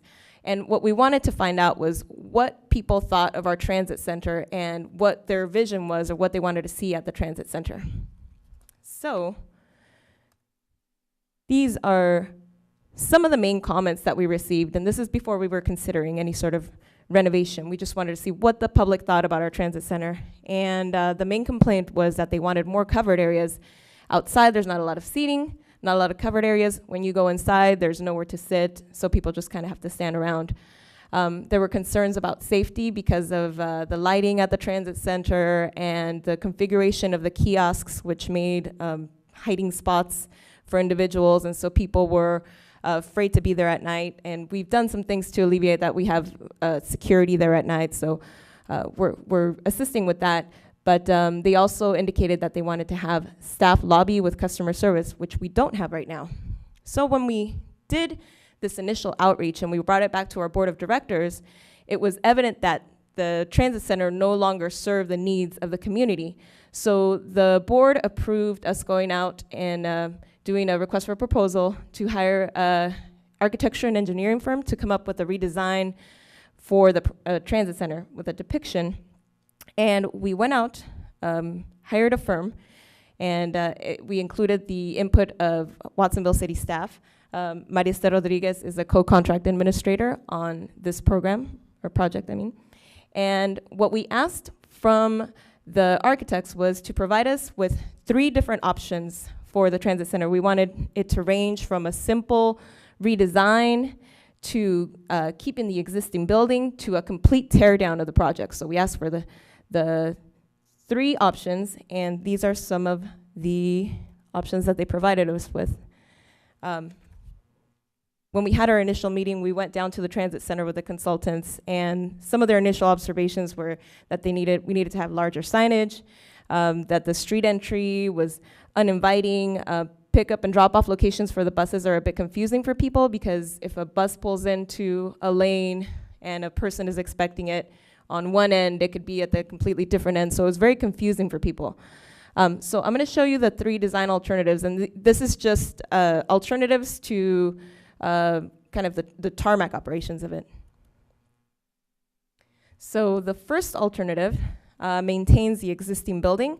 It encroaches a bit into Rodriguez Street, making it, instead of 4 lanes, it would make it into 3 lanes. It improves the visibility between the pedestrians and the buses that are circulating. What they found was with this configuration, the only addition to bus bays would be 1 additional bus bay. It's going to add a mid-block crossing on Rodriguez Street, and it increases the sidewalk space.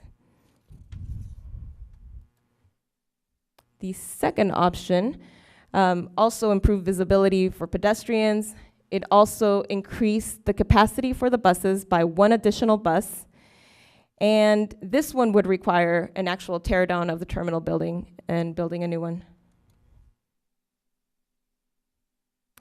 So this option actually is favored, but it reduces the number of bus bays that we would be able to have available for the public. So the sawtooth configuration allows for buses to be able to pull in at the same place at the same time, so it makes it easier for pedestrians and for people to find their buses. But what we found was that it was going to reduce the bus bays by only 7, so that would decrease 3 buses that we're able to have on our tarmac at one time. So after reviewing these designs, the consultants came, gave us a presentation along with the city of Watsonville, and what we found was that none of these options involved a real expansion of the bus bays, of the tarmac space. So we asked the consultants, well, what can we do? I mean, if we're gonna invest in a project, we want to be able to look into the future and see if we're gonna be expanding service, what can we do to accommodate that? We are at capacity as it is. So their only option was to increase the footprint of the transit center. So we talked to city staff to see if there are alternative locations in the city of Watsonville for us to be able to relocate, but it doesn't appear that there are any locations that would be able to accommodate a large transit center and still be in the downtown location that it is now accessible to all people in Watsonville. So one of the alternatives that we were looking at was considering an expansion of where we're at now, if we were to expand the footprint to the redlined area, this is just a preliminary estimate. The consultant said that it would increase our capacity by about 15 buses. So that would be that would make the transit center about the size of the Pacific Station in Santa Cruz. It would greatly increase our capacity to be able to, in the future, expand service. So what we're asking from you today is we want to hear your opinions on the direction of this project, and we want to just remind you that to make a capital investment like this, the useful life of a building is about 40 years. So if we were to do a complete construction project and leave the footprint as it is, we're gonna have the same building for a really long time. And so you should consider what your vision of expansion is for Watsonville. And when I say expansion, I mean into services. If you're going to be making your community more pedestrian friendly, if you're going to be promoting public transportation, then it's one of the things that we need to consider, because where we're at now, we're at capacity. If we're going to grow, we're going to need more space. So we'd like to get your input from you to see what direction you want us to go in with this project. Any questions or comments from council members?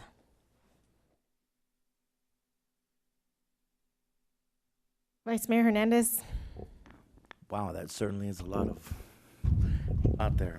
You know, I was looking at number 2 that encroaches on Rodriguez, and I think that in the near future we're going to be looking at the downtown revitalization in it. It's going to decrease the number of lanes on Main, but I think that the impact that will be that it will increase the traffic on Rodriguez and Walker, and I think closing one of the lanes is going to make it tougher for that traffic as well. But I do like the crosswalk that's there, because I always see people just darting across from the bus station across the CVS all the time.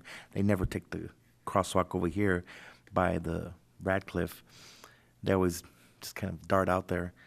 Do we know have you guys had any conversations with the owners of those properties? No. This is in the very first stage, and all we're asking is for, if an expansion is something that you want us to look into, we would ask our consultants to look into what that would entail, which would mean how much the project costs would be, come up with a new configuration, because it might not even be a viable option. So if they come back with some options that say, well, it's only going to increase tarmac space by 2 or 3 buses, then it might not be a good idea for us to even look into that. So all we want to do right now is just have the consultants look into that option and see what that's going to entail, and then come back and show you what the options are. And if that were an option, what would happen to the mural? Because I think my name is on there as one of the artists. The mural. What we can do is we can take the chunk of the mural out, frame it, and commemorate it in our lobby. If that is one of your concerns, we can certainly consider that. Good idea. About 15 years ago, I don't know if there's anyone from planning here still, but there was a project that there was a proposal, I guess, that the De La Colmena wanted to do parking back there, and I think they ended up buying some of the properties. Mm-hmm. I think they bought all the properties back there to be able to increase their parking space. But if you've ever been there, they do need to increase their parking space. They do. If you've ever been there during lunch or any time in the morning. I agree, and I believe they bought the row of houses directly next to their facilities. Yeah. So if we did that, I kind of feel like we would have to also, recognize the situation that they're in, because they had, I guess obviously that proposal didn't go through, so they're still in need of parking there. Any other questions? Vice Mayor Hernandez? You're done with your questions? Yes. Okay. Let's see, Councilmember Dodge, I think I saw your hand up first. Thank you very much for, I'm sorry, apologize. I do share the Councilmember Hernandez's concerns.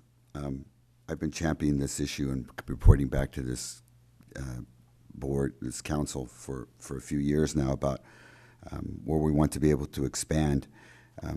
We've entered into discussions as the Metro District. We've entered into discussions and proceeded to the FAR with the Watsonville Transit Study. We're working on our short-range transit study and planning. Currently, the Regional Transportation Commission has due to lobbying from the South County representatives, been able to have them include expanding the idea of looking at expansion from Watsonville to Gilroy along the 129 corridor. AMBAG is currently looking at more accessibility issues pertaining to San Benito County and the Santa Cruz County. If you do not have a car, you cannot take a bus. You cannot get 16 miles away as the crow flies to Gilroy. You have to take a bus from Watsonville to Santa Cruz to San Jose to Gilroy. What we're looking at with the expansion and the renovation is, and correct me if I'm wrong, please,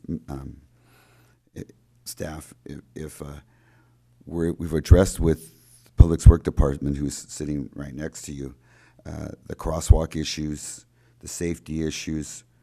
What you're asking for us tonight is because the city's not committing the funds to go forward in this is Metro asking for guidance to look at all possible options in front of us this evening. And Right, this is not asking for any sort of funding. Right, and so at this point, the Metro needs this direction from this council to be able to even enter into possible, depending, I like the way that you stated that this might not even be feasible. So we're not even in that stage. We're just looking for guidance tonight. Is that what you're asking us? Yes. All we want to do at this point is ask our consultants to look into the possibility, what that would entail, and then get back to us and tell us how much tarmac space that would increase, what kind of options we have, and then at that time we would come back to the council for further direction. But right now we just want to ask your direction as far as whether we should be looking into expansion or whether we should just stay with what we have now. Well, I thank you very much. I'm in full support of what it is that you're attempting to do. We talk about downtown revitalization and such. And a long time ago, we've looked at, with our general plan that has not been approved to 2030, changing Walker Street into a major thoroughfare. And we haven't been able to get to that because of our general plan. So I think there's a lot of issues, and you're asking us to go forward in a direction. Correct? Yes. I apologize for my voice. Thank you. Councilmember Kaufman Gomez. Now, how long do you expect this renovation process to take place? It sounds like you're still working on a discovery. You have a goal there, and then a groundbreaking goal and a completion goal in terms of where your times are? So we don't have funding for the project itself for the actual construction. So what we're trying to do at this time is get a design together that we're able to then send out, seek grant funding. There's a lot of grant funding available for shovel-ready projects. So what we're seeking to do now is get this project shovel-ready so that we can go out, look for funds. So, it could be several years from now. The design phase will end, I believe, in October. It should be completed. Okay. Now, the other question I have is, how often do you have the max bus capacity? All of the buses there all at the same time. How often does that occur? It occurs several times a day, actually, when we have our peak times, when we have all the buses come in around noon, schools. I can't tell you exactly the number of times, but it's several times a day. And actually, when we were there earlier today, there were a lot of buses, and we were there at about 6 o'clock. And that was 10 slots, 10 buses at the same time? The transit center is designed for 8 slots, but we okay. can squeeze 10 buses in there. So you frequently have 10 at a time Yes. showing up at this particular location, which obviously you don't have the capacity for at this point. Correct. With the lot space that you have with its current structure. which sounds like the feasibility of moving over that lot potential. Sounds like in terms of what our city will be doing, which is expanding, and the capacity for alternative transportation services, there's a necessity there. And I would look to see, that direction, because physically, if you don't have the space, whatever you're doing to look at a 30 or 40-year project out here is going to require more dirt space for you. The shops, are all of the shops being utilized that are here currently? No, we have 2 vendors, actually 3 vendors at the transit center. We have the restaurant that's inside the lobby. We have a convenience store inside the lobby that also serves as our ticket vendor. And one of the kiosks is being occupied. We actually recently tore down 2 of the kiosks that are on the Rodriguez Street side because we were having a difficult time leasing out those kiosks, even though we made it very financially attractive for small businesses. We would lease it out. They wouldn't last very long and leave, and we eventually couldn't maintain them. So when we received the input about the people feeling unsafe because of those structures, we just took out the 2 kiosks. So we have 1 kiosk left, and he's still there. Which isn't even if they were taken out, it's not going to give you more bus space. So No. we still don't have we still have a max capacity issue, even if those were reduced down. Right. We did ask the consultant that actually if we were able to keep the current footprint, is there anything that we can do, even if we were to have a smaller terminal, to increase it? And they said that with the footprint, this is all that they can do. And they had their traffic engineers and everything look into it. So. Now, you mentioned the Santa Cruz location. How many buses are the max capacity there, and how many riders do they have in comparison to what we have here? I don't have ridership information on Santa Cruz, but I do know that they have about capacity for about 15 buses. So they have capacity for 15. My assumption is that they're probably having more use there as well. So we could be looking to ramp up that with our population change over at South County. So needing space is definitely the direction I would be looking at with this. I also concur with with Felipe with regards to Rodriguez Street having a lot more traffic impact as a result of what downtown Main Street's going to happen in the near future. So I want to do what we need to do in terms of the remediation of the traffic issue with anything that's going to cause any narrowing of that and causing even more parallel delays with the changes that we're expecting to happen downtown. And you're on a right approach with putting this together. I think that we're going to see a lot more bus service necessary for our community, and I want to make sure that we have the capacity to carry that forward with the next few decades, that this will be covering our services in the South End. Thank you. Thank you. Councilmember Bilicic? In looking at your plan, all I can say is that I think any type of an expansion in bus and transit is really needed in our community. And we have a lot of disabled people, we have young people, we have seniors. So when I look at this and I look at those houses, and I think that's the obvious place to go, but I have no idea what the owners, who owns those properties, or how they feel about that, or, so I think that would be the next thing to explore and see where the owners of the property are. Are they interested in selling? How do you do that without hopefully like eminent domain? Just talk to them and see where they are, because the transit district, I think, really needs to expand. I think we need much more transportation in this area, South County. We have a lot of people here, and I think they would utilize the bus service much more. And as we continue to grow, I think transit need will grow also.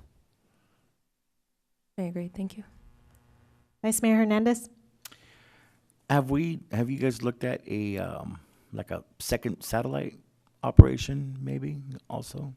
No, That's not an option? We have not looked at like at Freedom option. Boulevard or somewhere by Freedom? I don't Green believe Valley that there is area. space. We had discussed previously whether there were any locations, and I'll defer to Ms. Rodriguez, but. Correct. We also discussed this with Keith Boyle, our principal planner. We were looking for a location that would serve this amount of buses or tarmac space, and also in a location where people actually need it in the downtown area. And with the revitalization, there wasn't an area downtown. I don't know if we specifically talked about a satellite location, but indeed we talked about a place to serve a whole new site, which we didn't really have one. Do you know if this would affect our housing levels? I mean, there's one house, but there's also like a row of houses behind them, like a whole row of housing behind there. Would it affect our housing levels? We are not at that stage yet. What we're asking is for us to look into that option. So that's one of the things that the consultants would be doing, would be looking at housing, any issues that would involve going into that expansion. So at this time, we have not explored that. You know, looking at this picture, I think I really like that background in the back. You know, it'd be nice. One thing that would be nice is moving from the prison design cues to more of that Mediterranean look in of Vista Del Mar back there. Councilmember Hurst? Yes, I'm encouraged to hear the remarks of the council and the plan as well. I think everybody wants to see renovation and improved tarmac space and certainly an upgrade and a better flow of traffic and the issue of pedestrian crossing on Rodriguez is an accident waiting to happen, of course. So there is support here, I think, for additional capacity and elevated ridership and a hope for the future of a more vivacious and innovative transit center and access for our population. Great, thank you. Councilmember Montesino? I'm glad to hear all of you, because that's why I was waiting for you guys to put your comments forward, because it's a greatly needed thing, being a bus driver and being an advocate for public transit in the paratransit that is growing in your community. But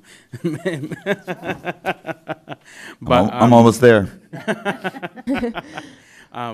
We need just the capacity space in order for us to bring more service to your communities and to get more of the youth and the elderly population on board with the bus. We need to provide more equitable service, more routes to get them to their shopping needs, their medical needs. And we just need to move forward on this, because it's a well-deserved, and now it's looking towards the future, because we're the fastest growing city and we're the most progressive in the Tri-County, they just said. So, Any further questions before we open this up for public input? Hearing none, this is the opportunity for any members of the public wishing to comment on this issue.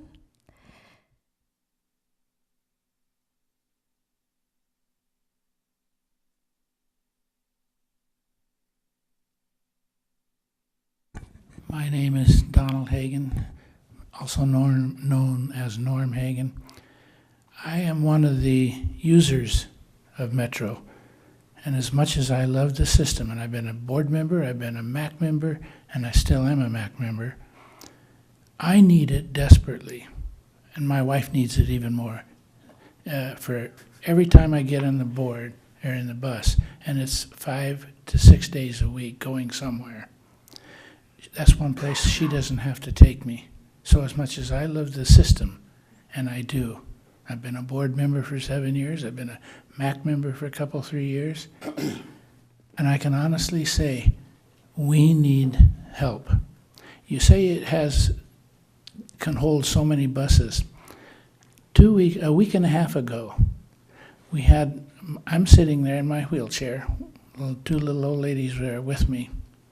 And I'm young. I'm only 75. Yes, you are. Excuse me, little. That's right.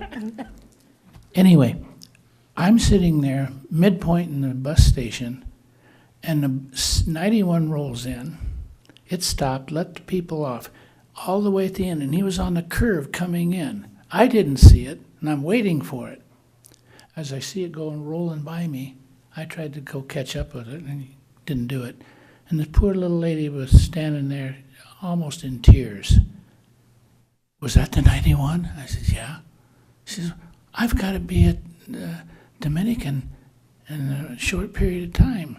And I was taking this, I said, well, maybe we can get there close on the 69A, and she says, "What's that?"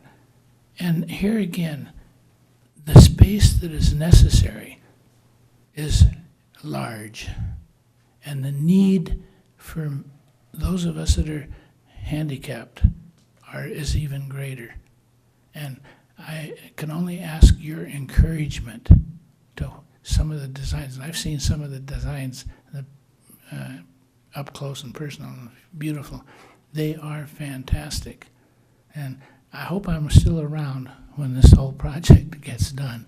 I told our Regional Transportation Commission when I was on it not too long ago that I'm for the rail trail, but I'll never see that. I'm not going to be around when it happens. I'm just praying that I'll still be around when we get this new transit system put in downtown. Thank you. And I've been here since 1966, and I had the joy of teaching at Aptos and Watsonville Highs for 34 years. So I do have a little investment in this community. Thank you. Thank you.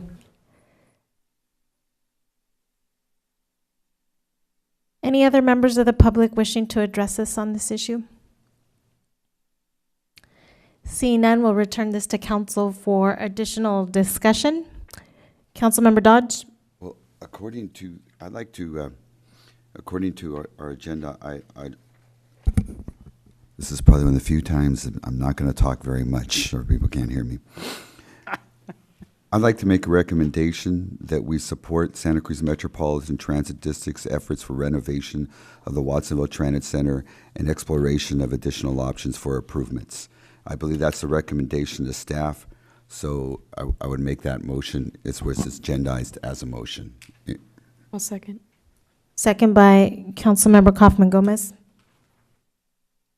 Discussion on the motion? Councilmember Bilicic? I think this is great, and I would also hope that you would think about what our vice mayor said, in that maybe there should be some satellite stations or substations in other areas. I mean, I think we should expand downtown. There's no doubt, if we can, with the property owners and all of that. But you know, the senior community, if you had a place out in East Lake Village, the Freedom community, we're a growing city. And to have one location, it's, maybe we need others. I don't know. But it's something I think you should also explore if you can. Sure. Thank you. Councilmember Dodge? If I can comment really quick, because of the Highway 152 running all the way out of town on East Lake, we have not been able to utilize that area of the city because it's under the state highway control. So part of the relinquishment that we're talking about affects that area also out there. Just wanted to mention that. Any additional comments on the motion before us? I just wanted to very briefly also highlight my support of this effort to be able to explore all of our options as a growing city, needing expanded service. I myself am a bus rider, so I do see the transit center often, and I do see the max capacity multiple times during the day, especially in the morning, and then of course after work hours when all of the different buses are converging together at that one site. The need for additional seating is especially important for all of our community members, which include, you know, the ADA community as well. So having space and also additional seating is important and significant. So I just wanted to also highlight that as a community, we've spoken often about providing, you know, more pedestrian-friendly access points as well, and I do feel that a lot of these plans include that in the surrounding vicinity to the Metro District, being safer for people walking to be able to get on the bus in the first place.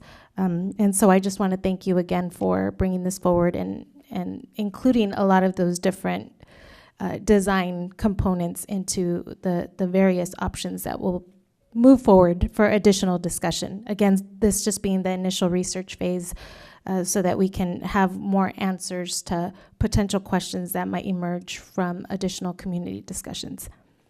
Thank you. So with that, I will do the roll call vote. Bilicic? Yes. Kaufman Gomez? Yes. Dodge? Yes. Hernandez, Yes. Hurst, Yes. Montesino, Yes. Cervantes. Yes. Motion carries. Thank you, council members and Madam Mayor. Yeah. And thank you all for hanging in there with us today. So our last agenda item is just informational. Reported disbursements and miscellaneous documents are available online and also as part of our packets. Seeing no questions or comments on that, we'll go ahead and adjourn our meeting at 10:03 p.m. Thank you all. Maybe even.